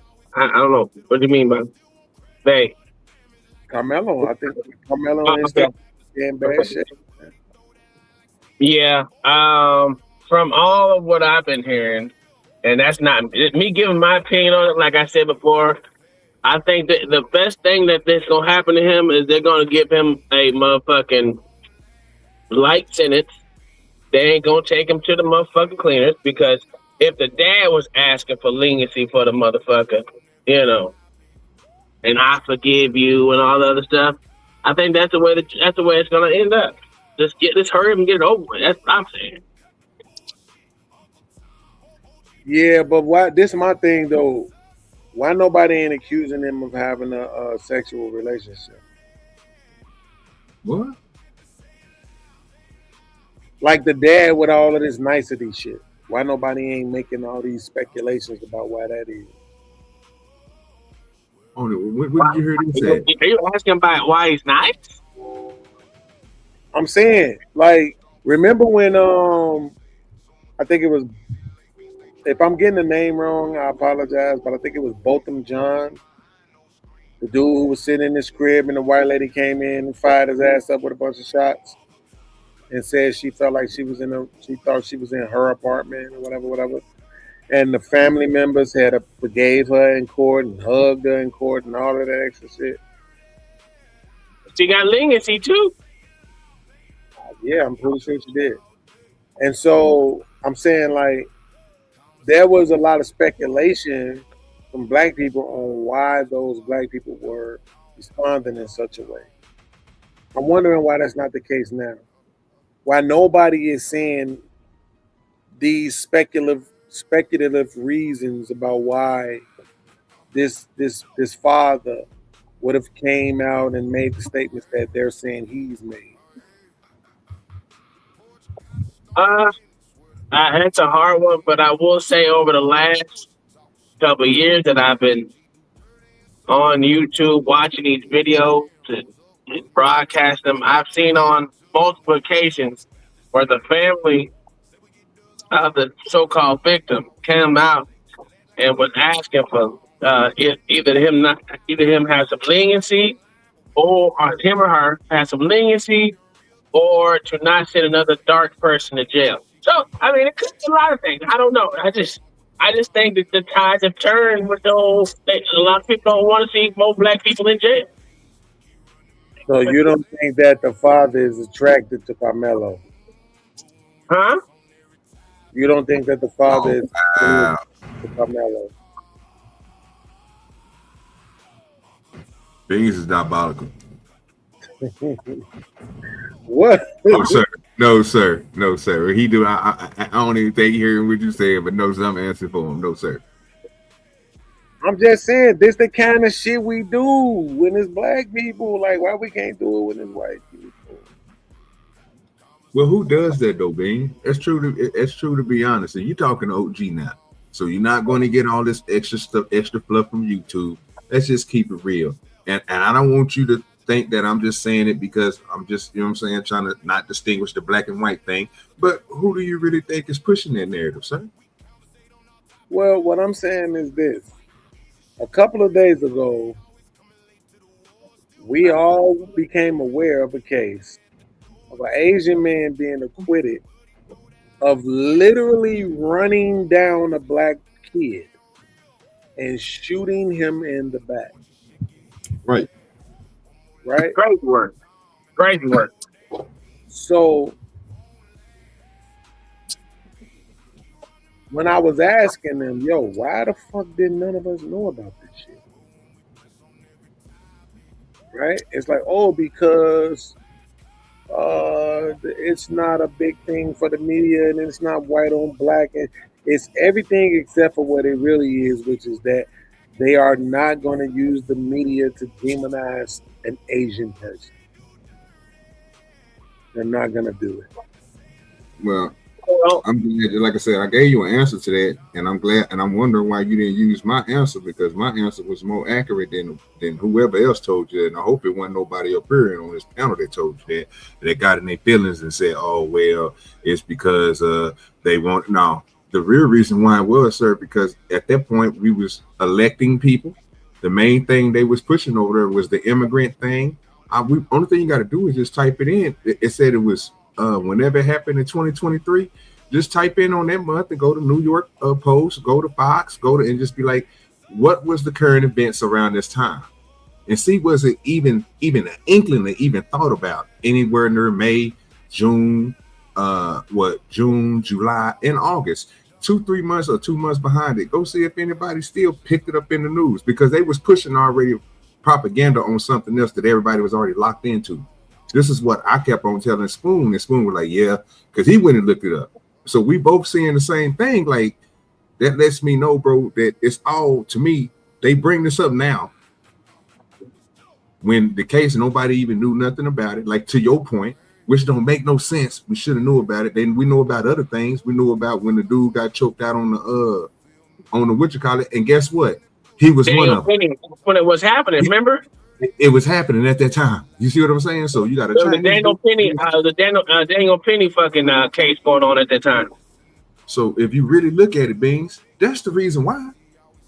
But now you look at it, you think about the case and why they wouldn't push it.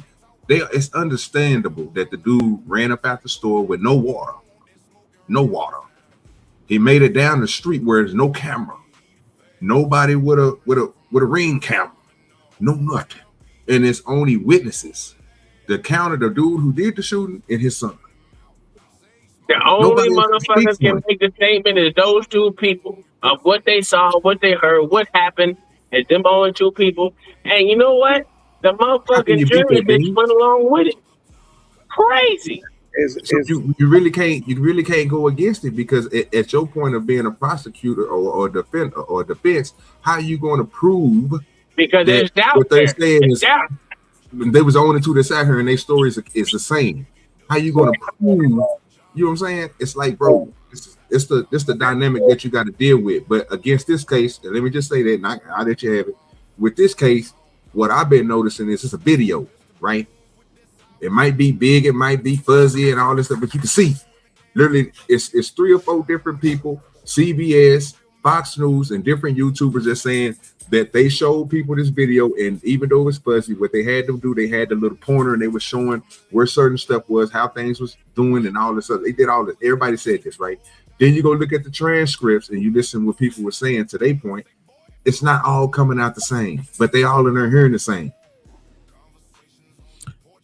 Yeah, so I mean, at the end of the day, there's no way that I could have been on the jury and found that Asian dude innocent. There's no way. Well, I mean, You and me and OG both, because I said, yeah. That nigga was underneath the fucking table. But what I heard is they mischarged it, and you know when you mischarge shit, you only get one bite at the apple. You're supposed to be charging for everything that you think it is, not just one piece of it. And so when they motherfucker took that part off the table, the actual fucking being convicted or have that dismiss it or he get away with it, the jury come back and say, yeah, no, not guilty on this. You have nothing else to fall back on. So they miss fucking, so the prosecutors didn't charge right. So that motherfucker was lying. Yeah, and that was intentional is my point, right? Like I said, like it's some things that shout out to Hamp, because Hamp at the end of the show today chose to take 5 minutes to acknowledge something from 2 years ago, a conversation we had where he felt like I was right. And now he understands why I was right, which is very hard to do for a lot of people in this space, particularly people named Trey or Uncle T. But the fact of the matter is that at the end of the day, bro, to your point, they charged a certain way to make sure that this motherfucker get off. I'll probably not be here no more before everybody is able to realize that they have a protective clause in place when it pertains to Asians. They are not going to demonize them. Did you know that there's a percentage of prisoners who are Asian? Why nobody ever talk about them? Do you know that the Asian population in prison, they not in that motherfucker for jaywalking? But nobody ever talks about them. They're not, they are not allowed to demonize Asian people in the media because they have homes who America will have to be accountable to. So that's why we didn't even know about this fucking story until this bitch ass nigga was being acquitted. Right? And it's the reason why we know everything and heard every single thing about this goddamn Carmelo case. Because there is no protection in place for Black Americans.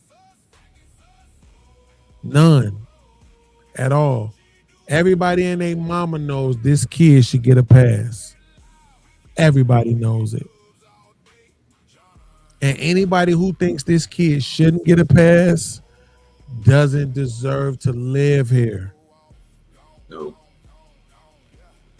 Real talk.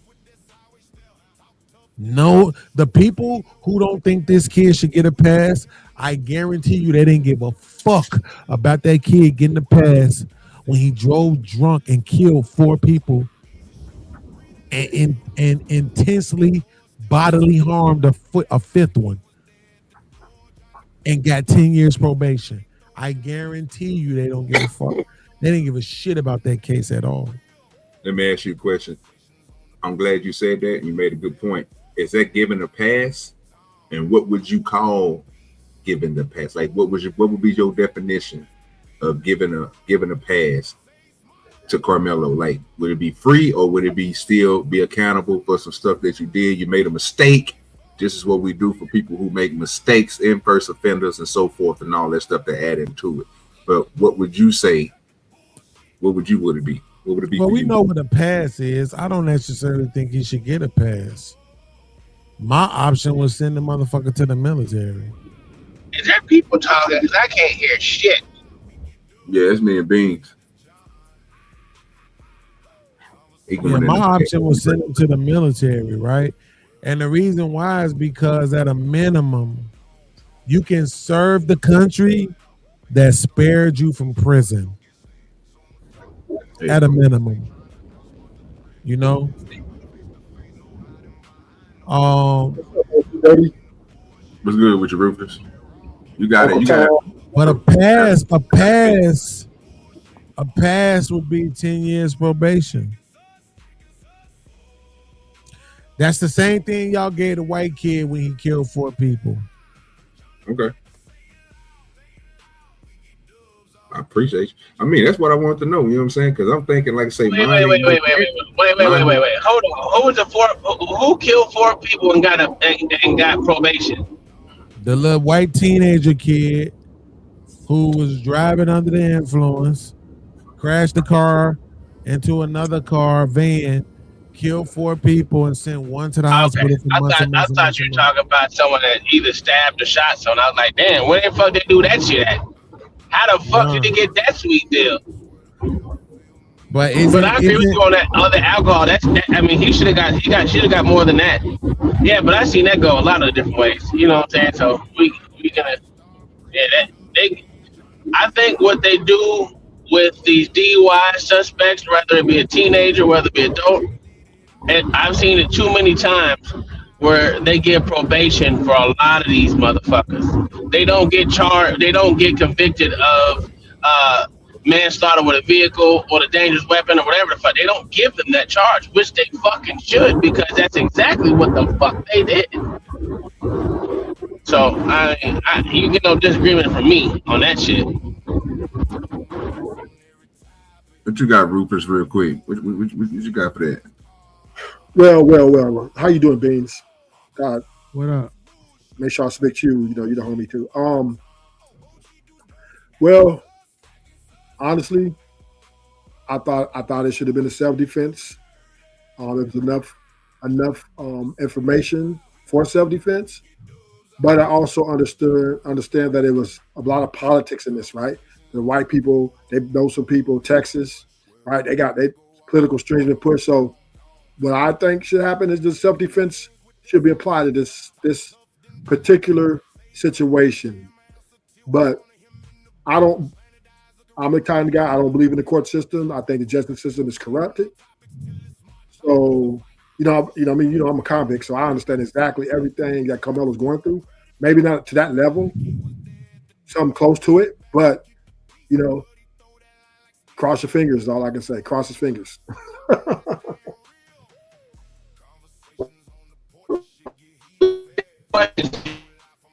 Politics. Did you see one politician get involved in this? Well, it's called his family, their family, right? Know people that know people make phone calls to that district attorney. His family said. His family said. Well, the dad said he wanted the motherfucker to have leniency. So, I mean, and he said he forgave him and all that nice shit. So we can't say that the father wanted that nigga dead. And the prosecution don't work for the family. The prosecution worked for everyone else. They were gonna bring this shit to fucking court anyway. He wasn't getting off with no self-defense on that. Considering the hurdle that he has to overcome is the first one, and it stops there. Why did you have a knife on school property when we know it is prohibited? That's because it's in Texas, right? So everybody making that argument right now, to me, it's full of shit. Because that's because it's just in Texas. I'm not making that argument. I'm just saying that's what it is going to be. Okay. I'm not saying you are. I'm just saying in general, the people that's making that argument, it's because it's in Texas. If you move that shit to Chicago, it's a whole nother ball game, right? It's a plethora of charges that this motherfucker could be charged with, right? And I agree with you, but that's the difference between different states. So what's here in fucking Florida is totally different than Texas. Texas is different from Oklahoma. Oklahoma is different from Illinois. But it's dumb to argue but it's just where it's at. Based on the law, that shit is dumb. But the problem with that is every state have its own laws. It's not one set statutes of laws that's out there. And sometimes I think that shit is super smart, and sometimes I think it's dumb. Right? I mean, we can argue that. I agree with you. I think the whole system needs to be changed.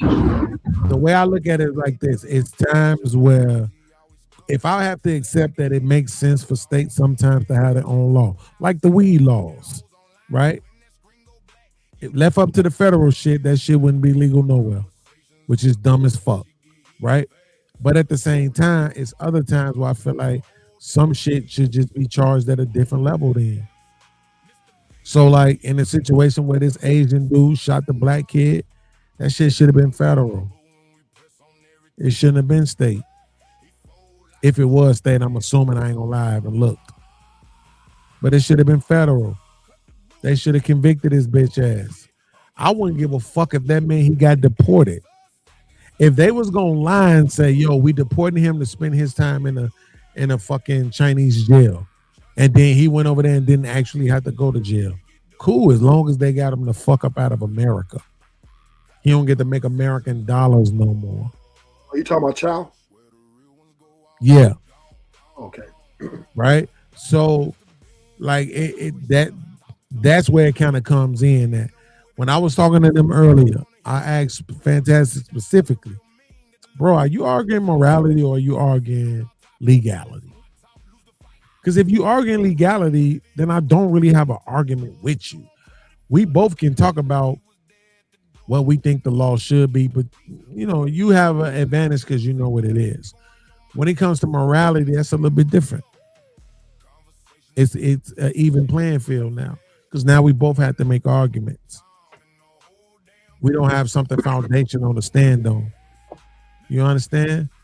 Though in this situation, all of the black people, and I'm saying this hyperbolically, all of the black people who have been sentencing Carmelo to prison, life in prison, whatever the fuck else they've been doing since this shit happened, are some fucking coon ass niggas.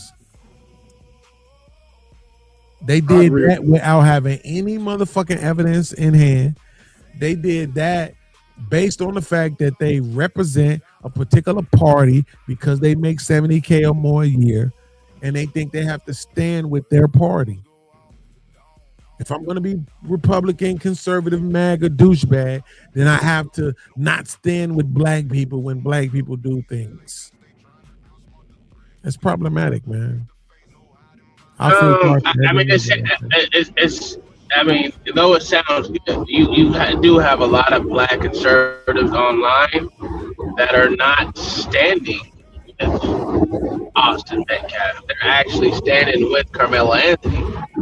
So I mean, I hear what you're saying.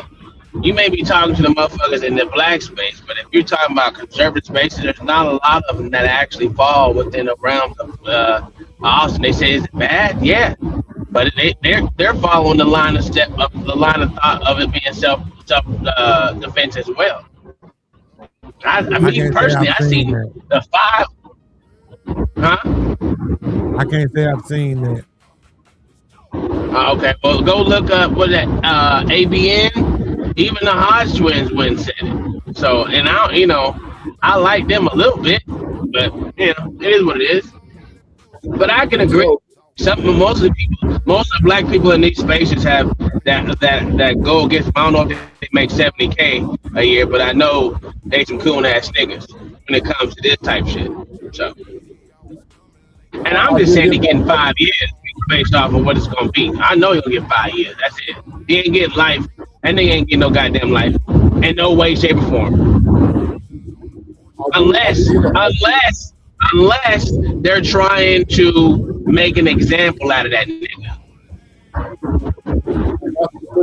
think that's it. I heard the Beans and Aaron argument, and I was siding with Beans on that, right? What's fair, what's not fair, how I protect myself, right?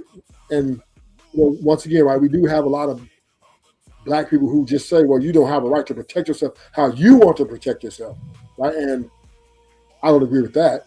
You know what I mean? This guy is 6'2", you 5 feet, 125 pounds, right? I mean, hey, I'm going to do what I got to do. I don't care about what anybody else has to say about protecting me. So I sided with you on that argument, Beans. But it all goes down to us black people. A lot of us, even, and I agree, a lot of black people came out on this Carmelo test. I remember when it first came out, they were already putting them under the jail. Death penalty, right?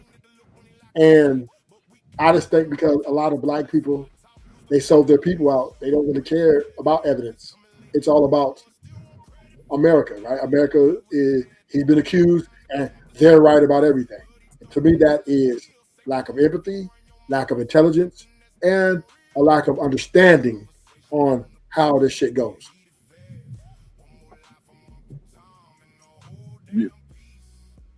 What you talking about? Oh, okay. Are you talking about the procedures of the court case, or what you Yeah, talking about? when the first case came out, when it first came out, right? A lot of black people were going to jail already, and even as the death penalty. Yeah, but to that point though, to your point, it'd be kind of what Beans was saying, bro.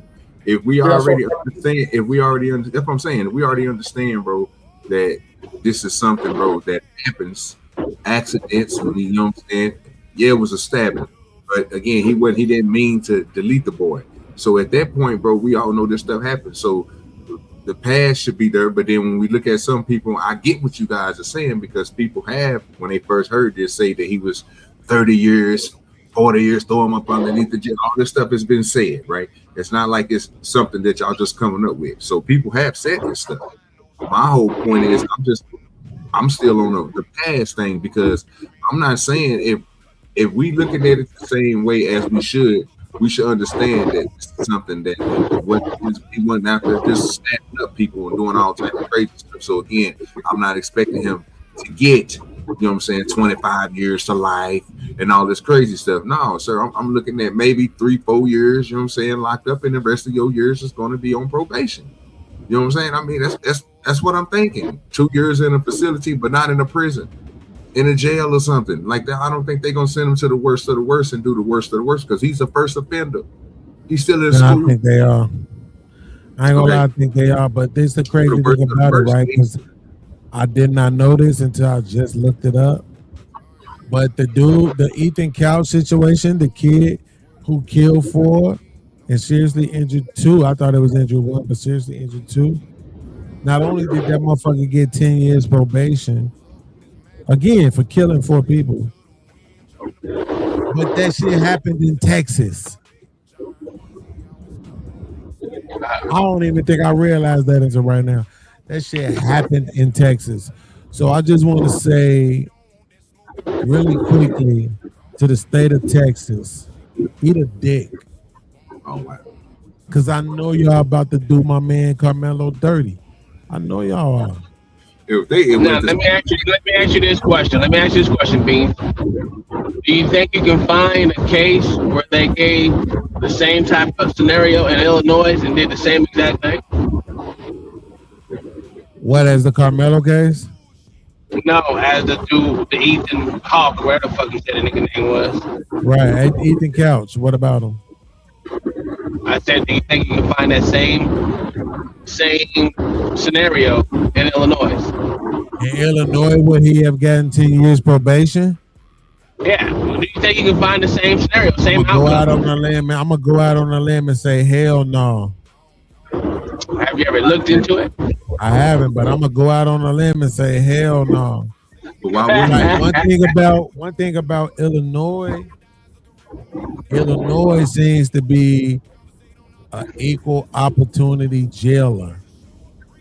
But I'm not saying that it ain't possible. If you asked me to bet too much money, I wouldn't. But I'm just saying, if I had to go out on the limb, hell no, they not. You're not taking 4 motherfuckers' lives and getting probation. Shit ain't gonna happen. But that's what I'm asking. If this is a one-off, right? Unless you can find multiple cases that's happening in Texas, do you think it can be a one-off in Illinois the same way? Even if it was, it's not. It still don't make it justifiable. I'm not saying I'm not justifying it at all, because you told Texas to eat a dick. The reason why I'm asking that, because you could also tell Illinois to suck a dick too if they are they committing the same. But they not though. That's the point. That's what I'm saying. They not. See, they saying they charging Carmelo as an adult, but in 17, ain't no you charged as an adult. You are an adult. 17, you go to adult jail. I don't know why that was. You did. I don't know why that was an argument. That's a dumb argument. Because we know when you're over the no, it's the fact of it anyway. If you're 17, they're gonna say by then you know what you're fucking doing, even at 17. And especially if you're a boy, and especially if you a nigga. Come on now. Okay, I mean, I'm not disagreeing with you, but I'm just saying what I've been hearing all this time is that Carmelo is being charged as an adult, which wouldn't make any sense if they just said at 17 you go to adult jail, right? So that means they got something different going on now. So my argument against the charge of Carmelo is in the intent, right? Everything's in the intent. When you talk about first degree, second degree, that's premeditated, malice and forethought. That's And not they charge though. Their charge is different. Their charge is just simply murder, right?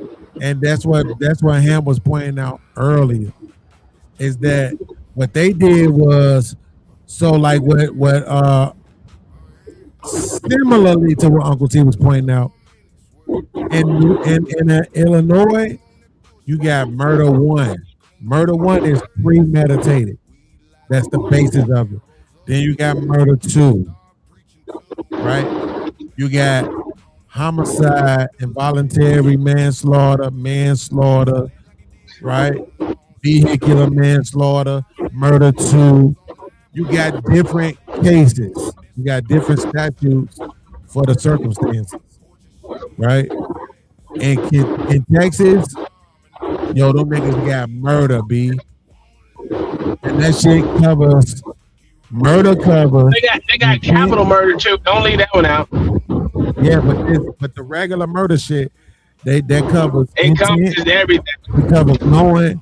It covers if the shit was possible and if it was knowingly possible, which to me is stupid as fuck. Because it might be. Remember they used to say, yo, if you shoot a nigga below the waist, it's not attempted murder, right? Meanwhile, that's how most niggas die. We all know niggas that got shot in the leg. That shit hit an artery. Them niggas bled out. You know what I'm saying? So imagine that. Imagine you intentionally shoot a motherfucker below the waist to avoid attempted murder. Then the nigga end up dying and they give you the murder charge anyway. So I want to tackle this. I want to attack this intent thing, right? You could say that it would. Well, let me hear your argument for his intent there, Lord ADS. Not Lord ADS, Jesus Christ. It's ruthless. Yeah, what's your argument for he didn't intend to do it? And mute yourself when you stop talking, because the background noise is loud as hell. Oh, I'm sorry, my bad. For them not to give him the self-defense. For them not to give the self-defense, that's telling me they're saying that his intent was to cause some sort of harm, whether it be murder or whatever, right? So, and I'm just wondering, how can they actually prove that, right? How do they actually put a case together saying that he wasn't defending himself? And this is what I have a problem with, right? And I think there is a clear amount of evidence, and which is witness testimony, physical and digital, enough to prove self-defense without a reasonable doubt. But for some strange reason, Texas is saying, right? Oh well, we really think he murdered him. So basically, what they're saying is he came in there with the intent. That's my opinion. They're saying he came in there with the intent to murder someone because he was upset or something, and I think that's the case they're going to try to prove. And I'm just wondering, how did the judge let all this go through? They might be arguing that, but again, is irrelevant because of the way that the law is structured. Because of the way that the law is structured, they don't even have to argue that it was his intent.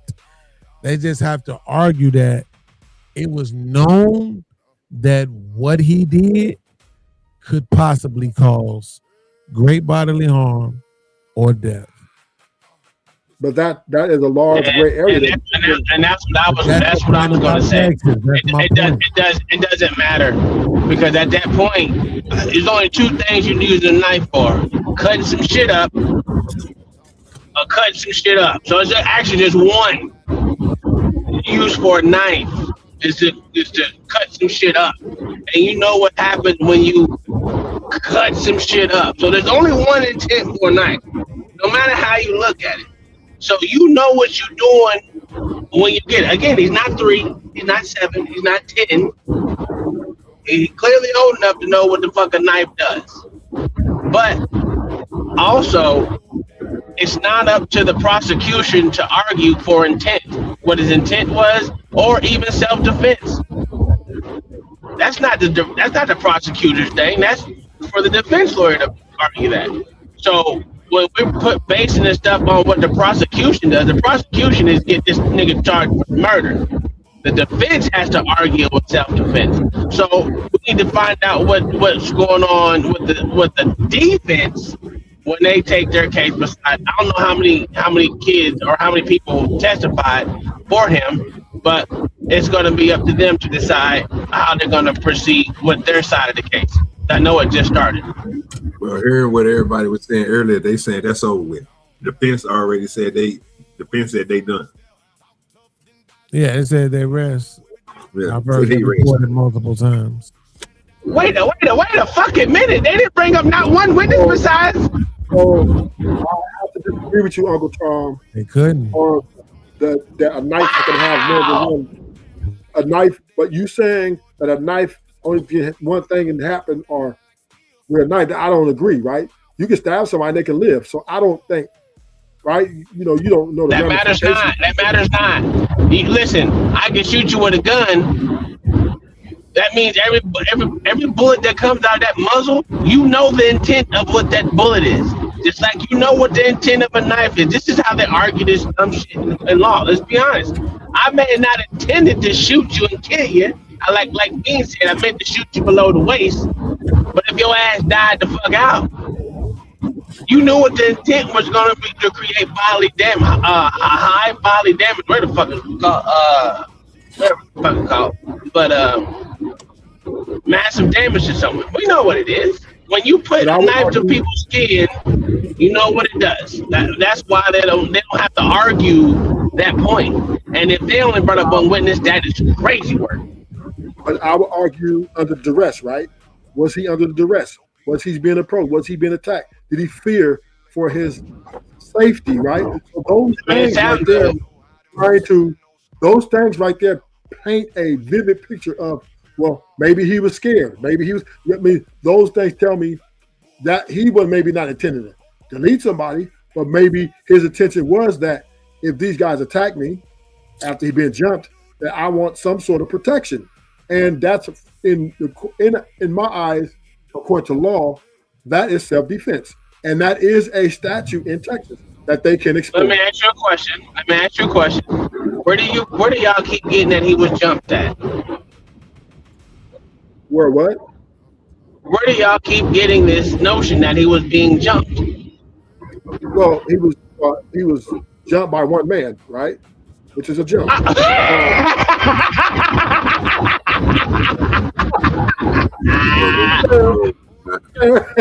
If he's here, but hold on, wait one second.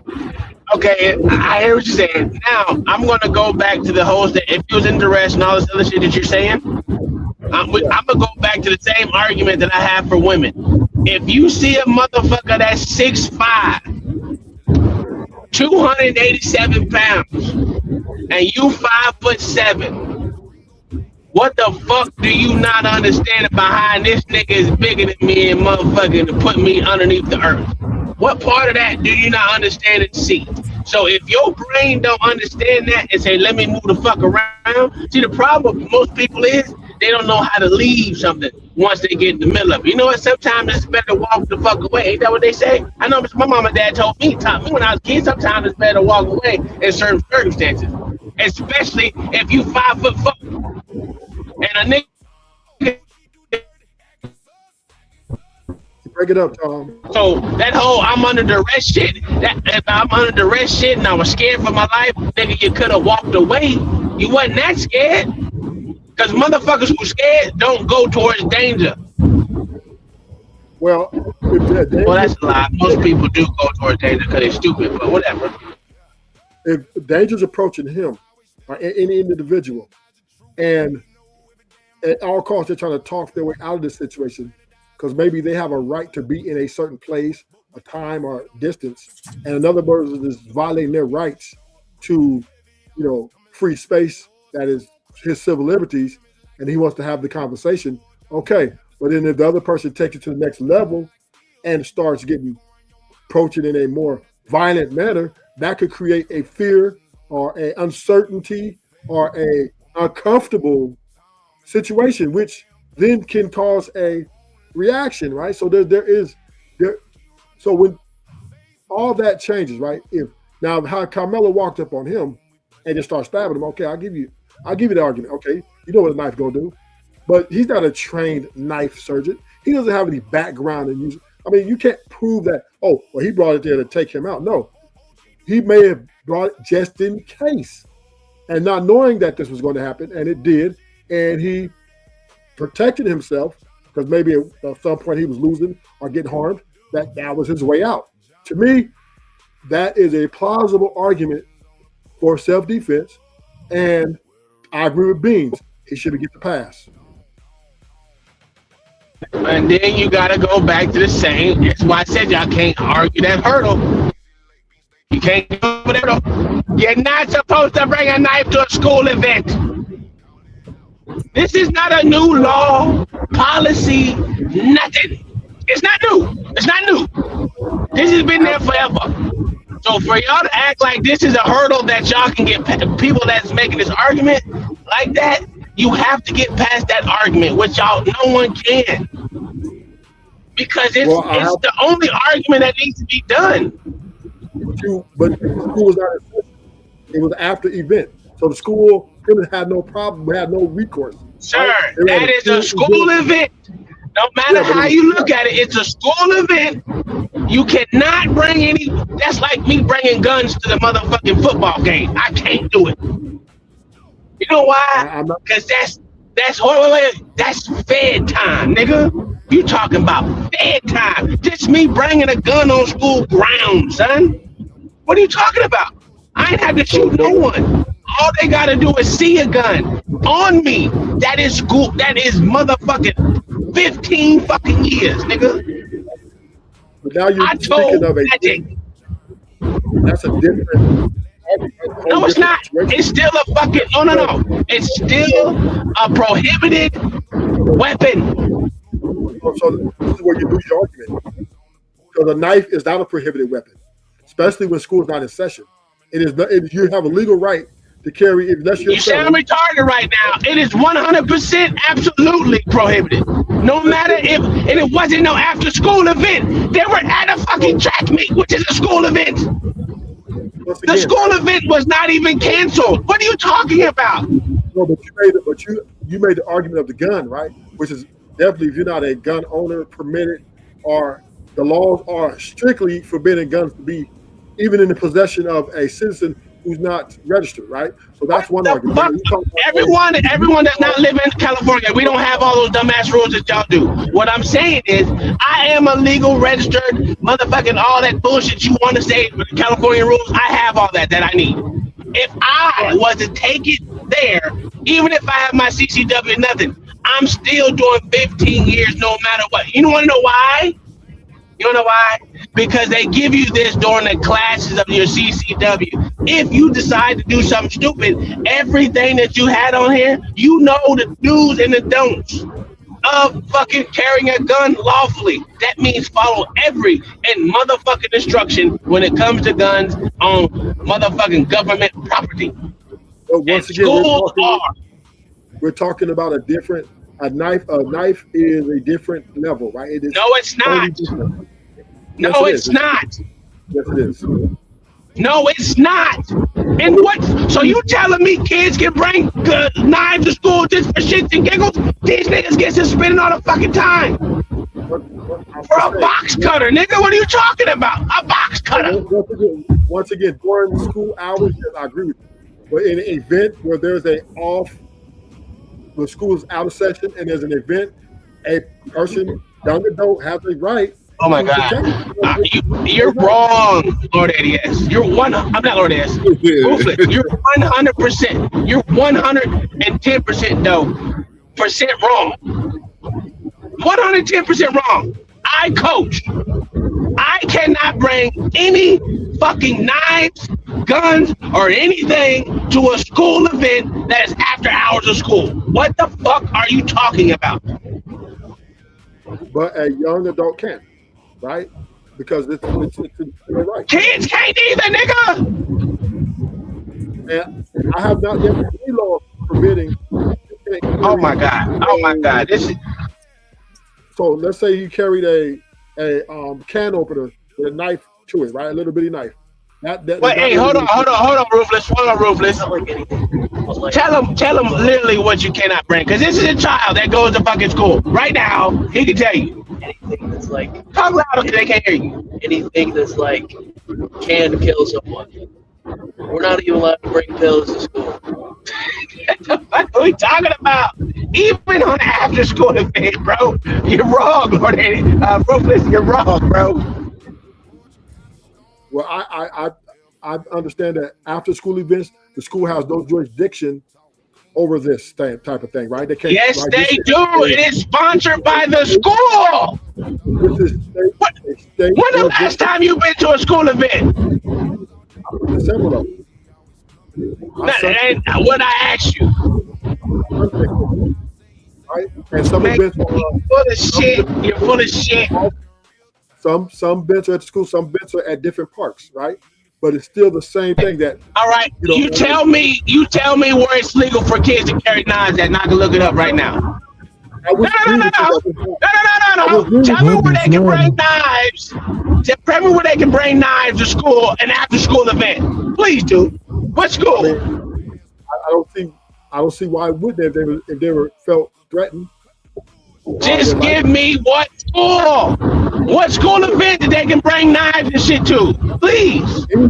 Any off-campus, any off a knife throwing contest. Anything. You can bring a butter knife. A knife throwing contest. That's the only one, right? And I don't even think they have that, right? They do have archery.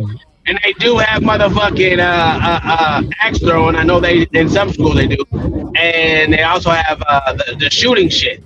But they don't have no knife throwing contest. And even in that, you gotta let me know. Don't just say any. Tell me the school district, because you understand these schools are in districts, and in those districts they have specific laws and rules that you can't break. Yeah. When school's in session, I would agree with you, but when school's out of session, the school has no jurisdiction. It now becomes okay. Well, who has jurisdiction over all these kids when they go to these events? Then the police, local police. Police don't have jurisdiction. They're there as the fucking just like they are in school. What the fuck are you talking about? Every game has to have security, and that security is police officers. That has nothing to do with what and that even hurts your fucking argument even more. Oh my god! This boy's retarded. Uncle Tom, any crime that happens on or off the campus, the police have jurisdiction over. I understand what you're saying.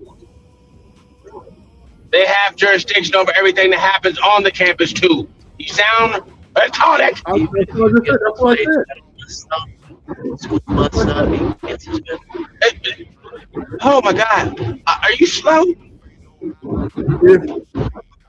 I'm in Cali. I know that I've seen police come. Yeah, okay. So you can bring knives, and guns to after school events. Is that what you're saying? Guns, I know you can't bring, right? Because no. Then if you can bring a knife, you can bring a gun. They don't say these are approved weapons and these are not. They don't do that. There are two different. No. Explain to me what. Okay. Wait. What city are you in right now? I'm in Los Angeles. Los Angeles. So right now I can look up Los Angeles thing and say you can bring knives to after school events. No, it doesn't say that. Why wouldn't it say that? It does say in the law. Man, I'm done. I proved my case. Uncle Tom, you feel threatened, and you want to bring some sort of protection, and most likely not a registered owner of a gun, so you can't bring that. But a knife, you don't have to be registered to bring a knife to protect yourself. That is that you can do that. And if you feel threatened, right? Because you can't call the cops and tell the cops, hey, I'm going to this basketball game. So what you're saying is that motherfuckers can bring machetes to motherfucking events. Are you trying to tell me that motherfuckers can bring a machete to an event for protection? How you telling me, nigga? Huh? I think there's a law of the interest of the knife. So if the knife is too big, Yeah, but here's the problem with this, though. The problem with this argument, to me, in my opinion, is that what if I'm not using it? That's like saying, like, can you bring a snake? If we look at the rules, it's probably in there that you can't bring a snake. But if that snake ain't doing no harm, are they really gonna complain about it? They gonna complain, but if it's 100%. But if you artistic and 100%, nigga. But if you artistic and you have tickets and that's your service animal, you get to take it in there with you. And OG, let me help you out a little bit more. They also have a limit to goddamn what animals they will accept as motherfucking service animals. Yep. So there's that too. Go ahead. The local police cannot protect you from a threat, right? No shit. You can't call the police and say, hey, I feel uncomfortable going to police protect me, and the police will protect you. You're not going to do it. So you have a right that if you feel that something's going to happen to you, police can't protect you, your parents can't protect you. As a young adult, you have a right to protect yourself how you see fit. Now, there are some all you gotta do is show me. All you gotta do is show me where the policy at that says that you can bring a knife to after-school events. Yeah, listen to me. So now, I'm going to gang members, right? And these guys. Oh my fucking God! I don't care about gang members. Just show me the motherfucking kids that's going to school and they're running track or they're in a football game where they can bring a knife for protection. All you gotta do is show it to me. I'm gonna show it to you now.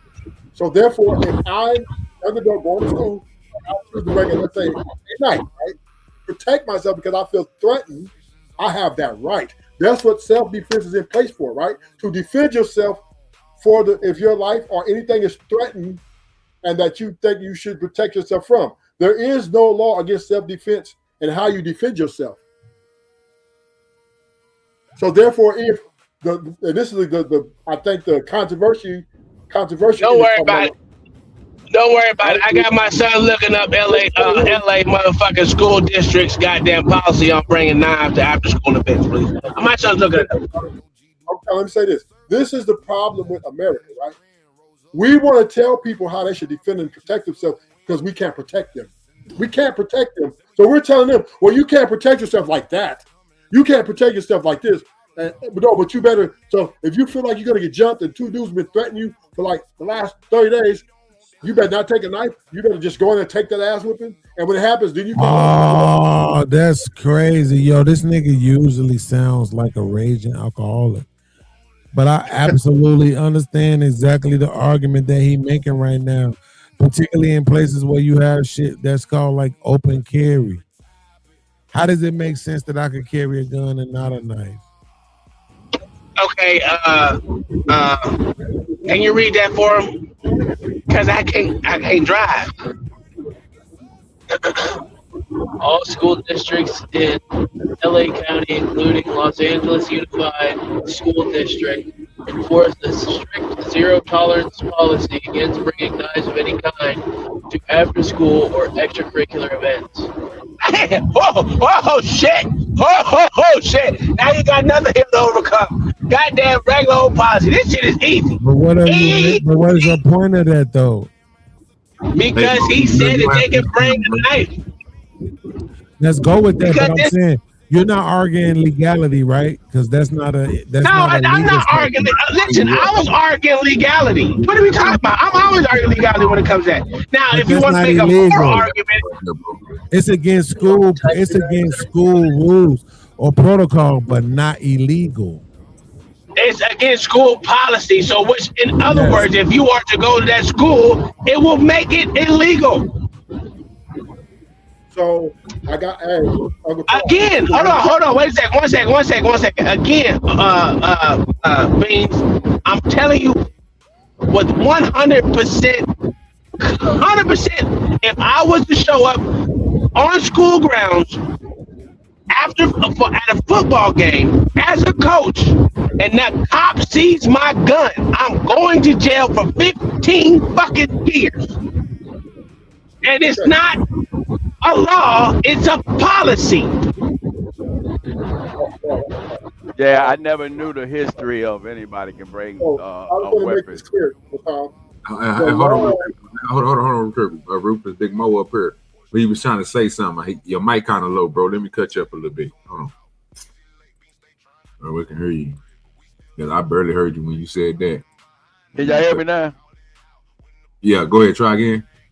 Yeah, I was just trying to say it's never in history that anybody, especially students, can bring weapons to school because they feel threatened.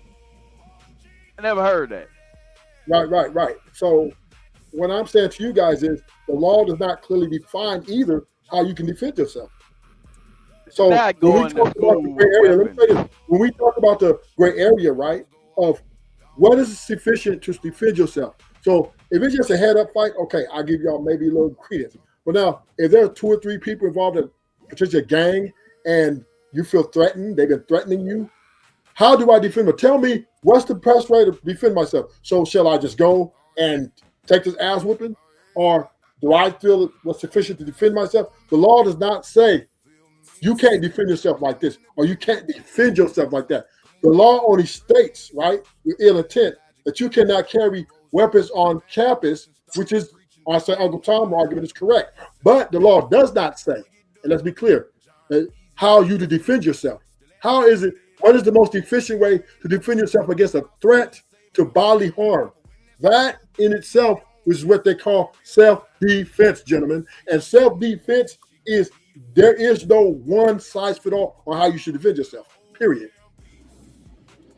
No, that's you can't take weapons to any school at all. Yeah, but if I get jumped and my head beat to the wall, are you gonna come and you're gonna go to my funeral? Are you gonna come to the hospital and pay my bills? No, you're not. You're gonna say, what you're gonna say is, wait a minute, hold up. Why did you guys not do anything enough to protect this child? Because guess what? The law does not protect you against threats. The law only tells you how not to be a threat. But then when I am attacked by a threat, now you're telling me how I should defend myself against a threat, to which I think and have the analytical knowledge to understand that my body can be harmed at a great disadvantage. Then I am in all my So are you making a moral argument? Because I don't disagree with you that the cops are not there to defend you. I do a Tuesday show about how shitty the cops are. I agree and I understand is that they don't have a responsibility to protect you. I get that. But that's why I'm not making that argument that it's moral. Because if you ask me, I carry a gun everywhere. But that's not the point. Yeah, I don't carry no school grounds. I ain't trying, because I don't never know. When I be coaching, I be flailing arms and shit like that. You'll see that gun real quick. But it's thereby. But the point, what I'm saying is, I'm not arguing that part about the morality of you being able to protect yourself. And guess what? Guess what? A way of protecting yourself that is being overlooked at this present time. Dropping your fucking ego and walking the fuck away, because I don't know how many times y'all out here on these fucking YouTube pounds. Oh, he was 260 something pounds, or blah, blah, blah, blah. He was so much bigger. Well, if your motherfucking eyeballs were, there were so many people there. If you see so many motherfuckers there and you know you can't get them all, take your puss ass on somewhere else. It's real easy to walk away. Can I say this, Uncle Tom? Can I say this one thing? Sometimes. Yeah, you got it. Hold on. You got it out the Rufus. Go ahead, Rufus. Sometimes there are situations where there people won't let you walk away. Your only option is to get down or lay down, right? So therefore, but that wasn't this case. That wasn't this case. What I'm saying is, Uncle Tom. What I'm saying, Uncle Tom, is we as Americans, we get into this our head to how a person should protect themselves. We try to delegate to them. Well, you shouldn't do this. You shouldn't do this. But protect yourself. And then you're telling me you want to protect myself because you're not protecting me. You're not giving me the proficient or efficient security that I can feel secure where I go get my education and come home all in one piece. No, you're not giving me guarantees. So now you're telling me the guarantees you can't give me, well, this is how you got to do it. Just walk away, son. But then if these niggas ain't letting me walk away, then what do I supposed to do? That nigga's in Frisco, Texas. That nigga ain't in Houston. What are we doing? He on that. He on the outskirts in the rich neighborhood. Hold on real quick, Rufus. Go ahead, Mo. Go ahead. Let him get in real quick. But what I gotta say this is plain and simple. If you have to, if he had to take a weapon to school to protect himself, he shouldn't even went. You ask me, that we'll be talking about it. No, now you're tripping, Mo, because y'all sound like the women, right? No. The women What I'm saying, if boy, you gotta if take the a niggas weapon jump you, to school, well, you better run. Hey, you better not protect yourself, boy. Just don't. No, see, this is why single moms are the worst when it comes to these situations. Everyone's up here talking about don't fight. Hey, what's good? That's really. They don't understand the act of war, right? Act of war can come at any time, in any situation, and all acts of war ain't walking away from, right? Some you have to stand up. And ruthless, and you're giving a good argument for why niggas kill niggas all the time. Yeah, but it don't got nothing to do with. It ain't got nothing to do with the conversation that we having because both of these niggas got their parents.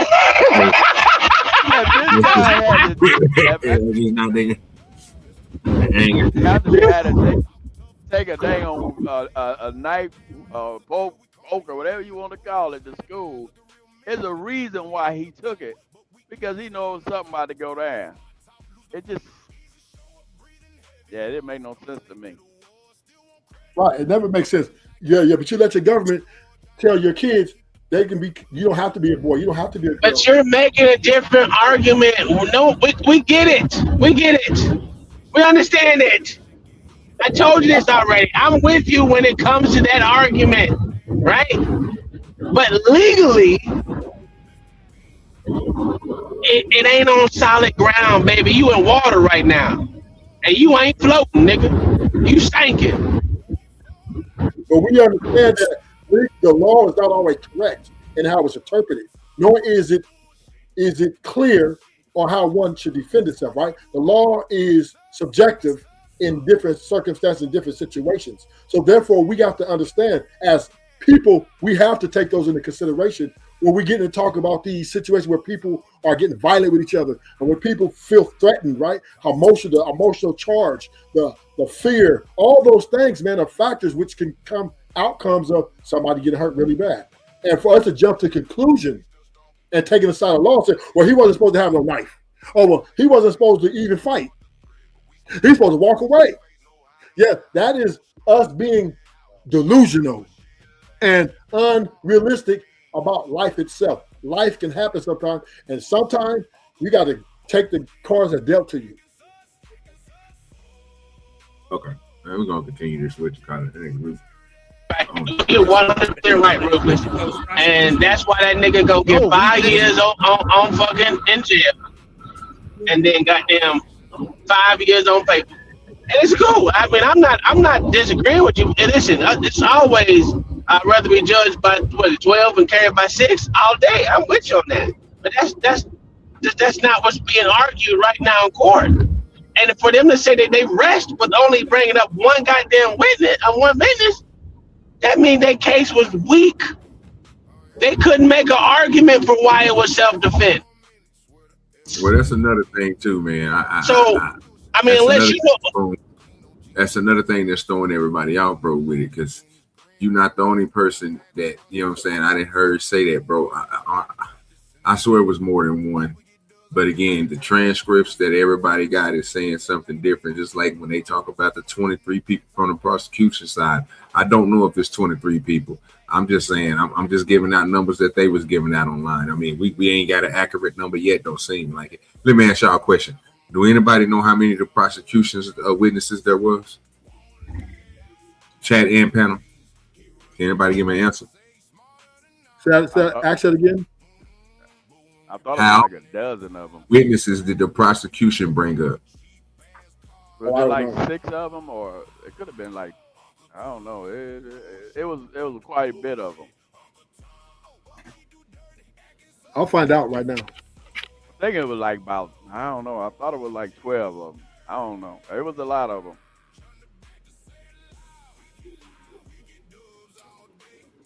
And how many witnesses did the prosecution bring up? Oh, the prosecution. Yeah, if I was asking the prosecution.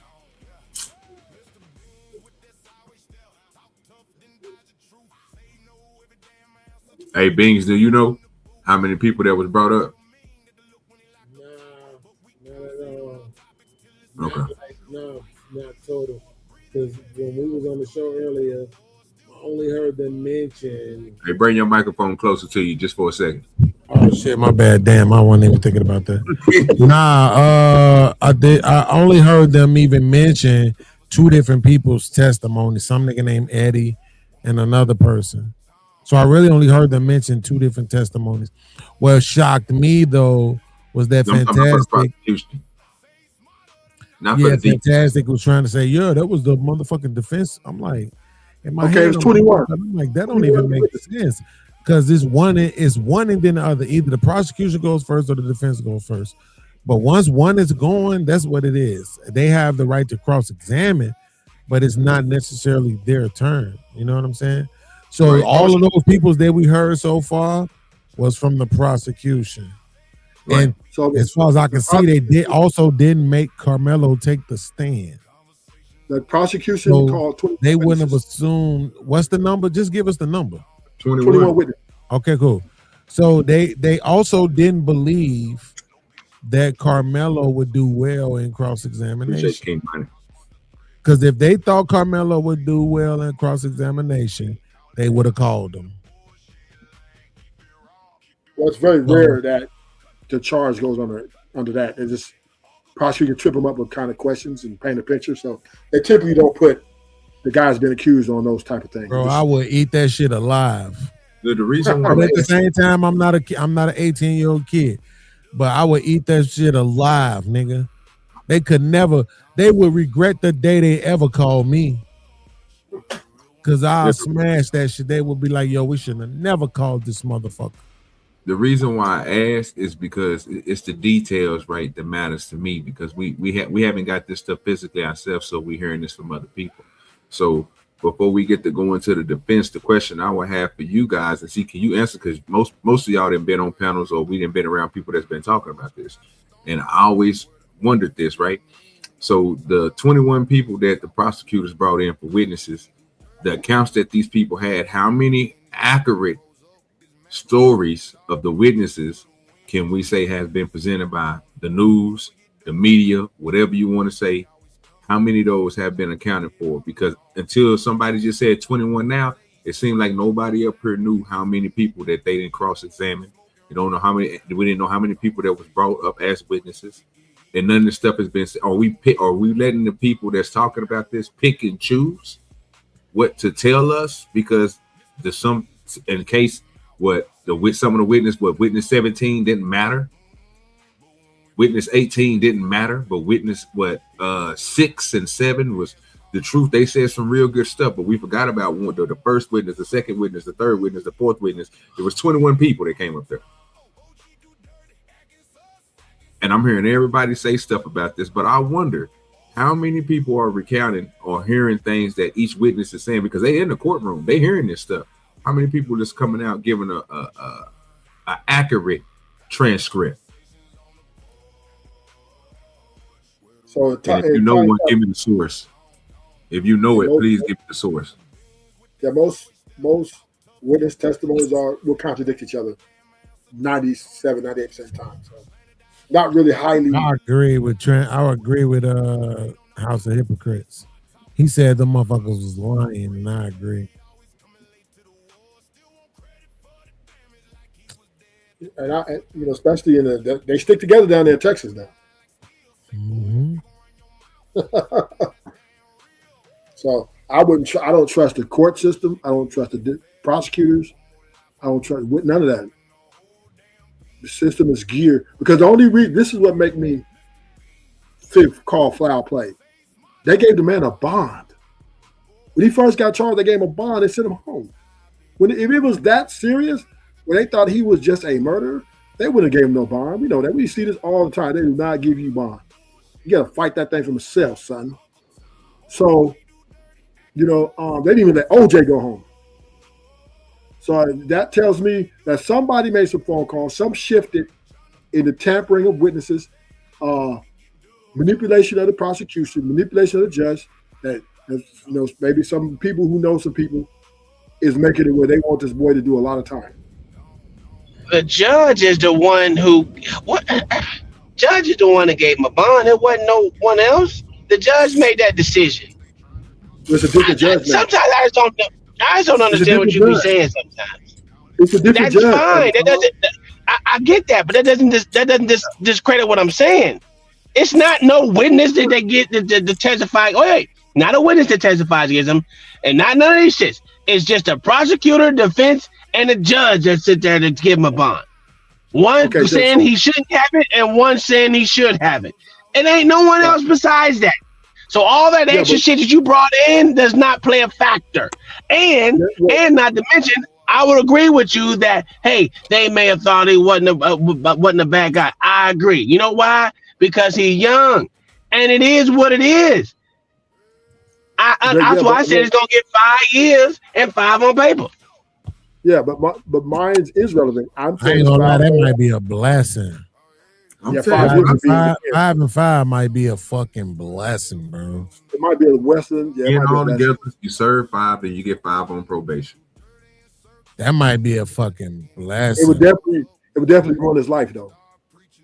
Not really. Oh, yeah, I said earlier that I thought it would, but yeah, wait, didn't he just like turn 18 like this year? Yeah, so he was a straight A student, good, bro. He's still good. And the captain of the basketball team and the football team. Because technically, if they give him 10 and they supposed to do 5 and 5, he's not even going to do the whole 5. He's probably only going to do like 2, like I said, and then the rest of the time is hell no. Who told you that? They ain't gonna get that boy that. They ain't gonna make him do no. He ain't gonna get day for day. A bad person, bro. No, he ain't gonna get day for day either. He ain't gonna get day for day either. Come on now, he ain't gonna do the whole 5. No, they not. They not gonna make him do the whole 5. Fam. They're gonna cut him short a little bit. You know what I'm saying? Man. But he's gonna be on probation for at least 7, 8 years. Like for sure. Life is over. His life is over if he gets convicted of this. Nah, bro, you come back from that. How? You can't wait any high earning jobs. Period. You alive? Yeah, come on. As a murder, as a convicted murder, you crazy, man. What? You cannot get no high earning jobs as a convicted murder. That's on your jacket for life. You definitely not finna get no 20%. That shit ain't gonna happen. And that kind of case is not no short time. You're doing 98, 85 or more on your time. This is a violent. He's been charged with a violent. So 5 years is highly unlikely. If convicted on said charges, he's most likely going to get between 20 and up. I'm sorry to tell y'all, right? The only way the 5 may be in play if they were giving him a self-defense or manslaughter, something like that. We can make that play. But when you talk about they're charging him for murder, his time starts at 25. And that will, if he does just say he gets out, his life's over. You could never go to college and be a lawyer, none of that. You're convicted murder. You're done. In America. I don't believe in that. I believe it's a job. I believe it's a job that they here do to make some money. I don't know what you're talking about. You might come and get a YouTube channel and blow up. Stick at the line, boy. He might get a Rumble channel and blow up. You know, try to make some money, but his days of becoming a doctor or anything that's maybe his passion, it's over if he gets convicted of this. Matter of fact, what if he just want to make decent money, bro? There's something that's gonna make us survive. Man, I ain't talking about working at McDonald's, bro. I'm talking about, you know what I'm saying, a good ass warehouse job or something. You know, back of the trash can or something. Driving one of the motherfucking goddamn trash trucks, nigga. That's good money right there, nigga. That is considered broke in this country. That's considered broke. Hell yeah, you can't have no family in 2026. Boy, you crazy as hell. Boy, do you know how much money you make on the back of a garbage can truck? Not like it used to, because you got taxes. What? Bro, Rufus, bro, you might want to check your schematic, bro. You might want to look up one of the biggest companies that's out there right now, sir. Waste Management. Matter of fact, look up Republic. What y'all got down there in California? There is no more guys on the back of the trash trucks no more. It's one driver, and he's all computer operated. They got this thing. Rufus, you slow. There is, sir. I can tell you 3 states right now that still do it. And I'm pretty sure other people can name them around they cities too, well, they states too. Just because you think because you don't see it in California, bro, you don't think that they not doing it in the other 49 states, nigga? Are you crazy? I'm gonna say this. He picked up. You think, bro, Rufus, you gotta stop sometime. Bro. You gotta. Okay, let me help you out, OG. This is what 2026. It's 2026. Yeah. He gets 20 years. That's the minimum. So he'll be 56 when he get. Come on. 20, 40. They're not going to be no more. That shit will be computer taking over completely, damn near. So we're talking about you're looking you right now, yeah. But he got to do all the time. He got to do all the time. Then he's going to have that history, that work history gap. 20 years, no work, no history. He's done. He's got to work in the warehouse with the Mexicans. There's niggas out here in this world, bro, who ain't had a job, bro, until they were 30. You gotta stop. I don't know. This nigga been taking it back. Nigga, what? You don't know too many people like that. Man, stop it. They must be felons. Having a job, bro, just because you went to a work, bro, two days or a week, and that's not having a job, son. That's work history, though. A week? 2 days? They sent you a check. Stop, nigga. Let's get political. If you send you a check, you go to that shit don't work for me, Rufus. You gotta stop, bro. You know that ain't no goddamn. You know that the nigga ain't put in no goddamn work, nigga. What? What is that avatar? Okay, OG. If they send you a check and you and they're collecting taxes, that is a work history, sir. And that will be going your record as a job. The crazy part that you said be political is crazy. You know me, I just make up shit sometimes. But yeah, don't pay no attention to me. But I believe that Carmelo Anthony is under somebody's making calls. Hey, OG, I'll be back. Oh, you good, bro? Because I'm about to get ready to end this motherfucking. Man, we've been over 3 hours, bro. I ain't trying to do too much all of my goddamn hours. Shit, fuck that. Yeah, I believe that they're trying to railroad him. I'm just trying to get my watch hours, brother. Shit, ain't nothing else coming in for a nigga. I need them watch hours, man. I need my monetization back. Goddamn. How you got demonetized? Yeah, they took me down a long time ago, nigga. They said I was harassing and cyberbullying people. No way. Yeah, swear to God. Not OGDoDirty. And I had to apologize to a nigga. No way. I had YouTube made me send them a to tell them I was sorry and all type of shit. Oh, are you serious? They jumped, bro. And I was talking about E.H.E. I wasn't even talking about hating on. I was telling people in the chat. I was telling people on the panel, like, love everybody, man. Stop treating people that way and all this stuff. And I got hit for cyberbullying. What kind of shit is that? For me telling the nigga what to do. I guess it's because I was bullying the nigga kind of strong. I was, they felt some type of way that I was telling them that you can't be picking on people, and I don't like people that pick on people, and I don't believe in that type of stuff. I believe you should walk away, especially when you ain't really got them hands like that. You ain't about that life, but just leave it alone because the police can't save you. And you know what I mean? I said I know that. OG. Yeah, bro. A long time ago, man. I've been at a convention, nigga, since about December. Yeah. December, through November. That's when they really got me up out here around November. I don't even see OG. I don't remember you debate with people like that. I don't. That's the whole point. I don't. Just like today, bro. You see how I talk? I don't do all that shit. I don't care about that. I say what I'm going to keep pushing, bro. Yeah, you say your little point, you get out down. Hoopty bang.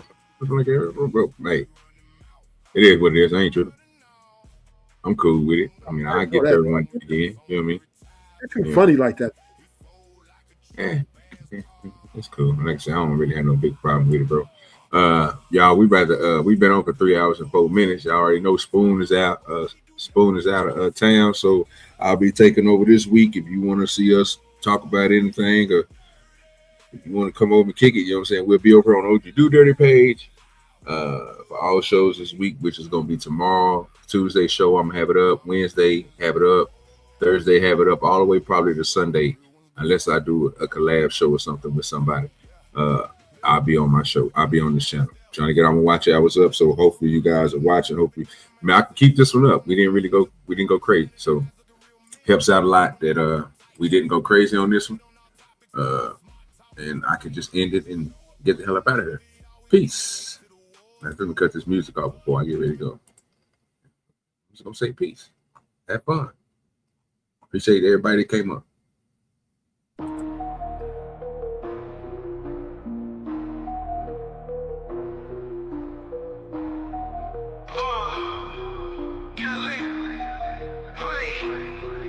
OG do dirty, flipping packs in the bag, stuffing the blunt, fat sack, jet black Cadillac, stacks in the mattress, cash cow status, walk in the streets, heat up, no crack, blunt blazing, smoke hazing, OGs in the attic, crispy clean kicks, ain't nothing static, southern nights, trap dreams, raw matic, light it up, inhale the magic, erratic, down south, making moves, 808s, hit raw, sip the lean, slow the scene,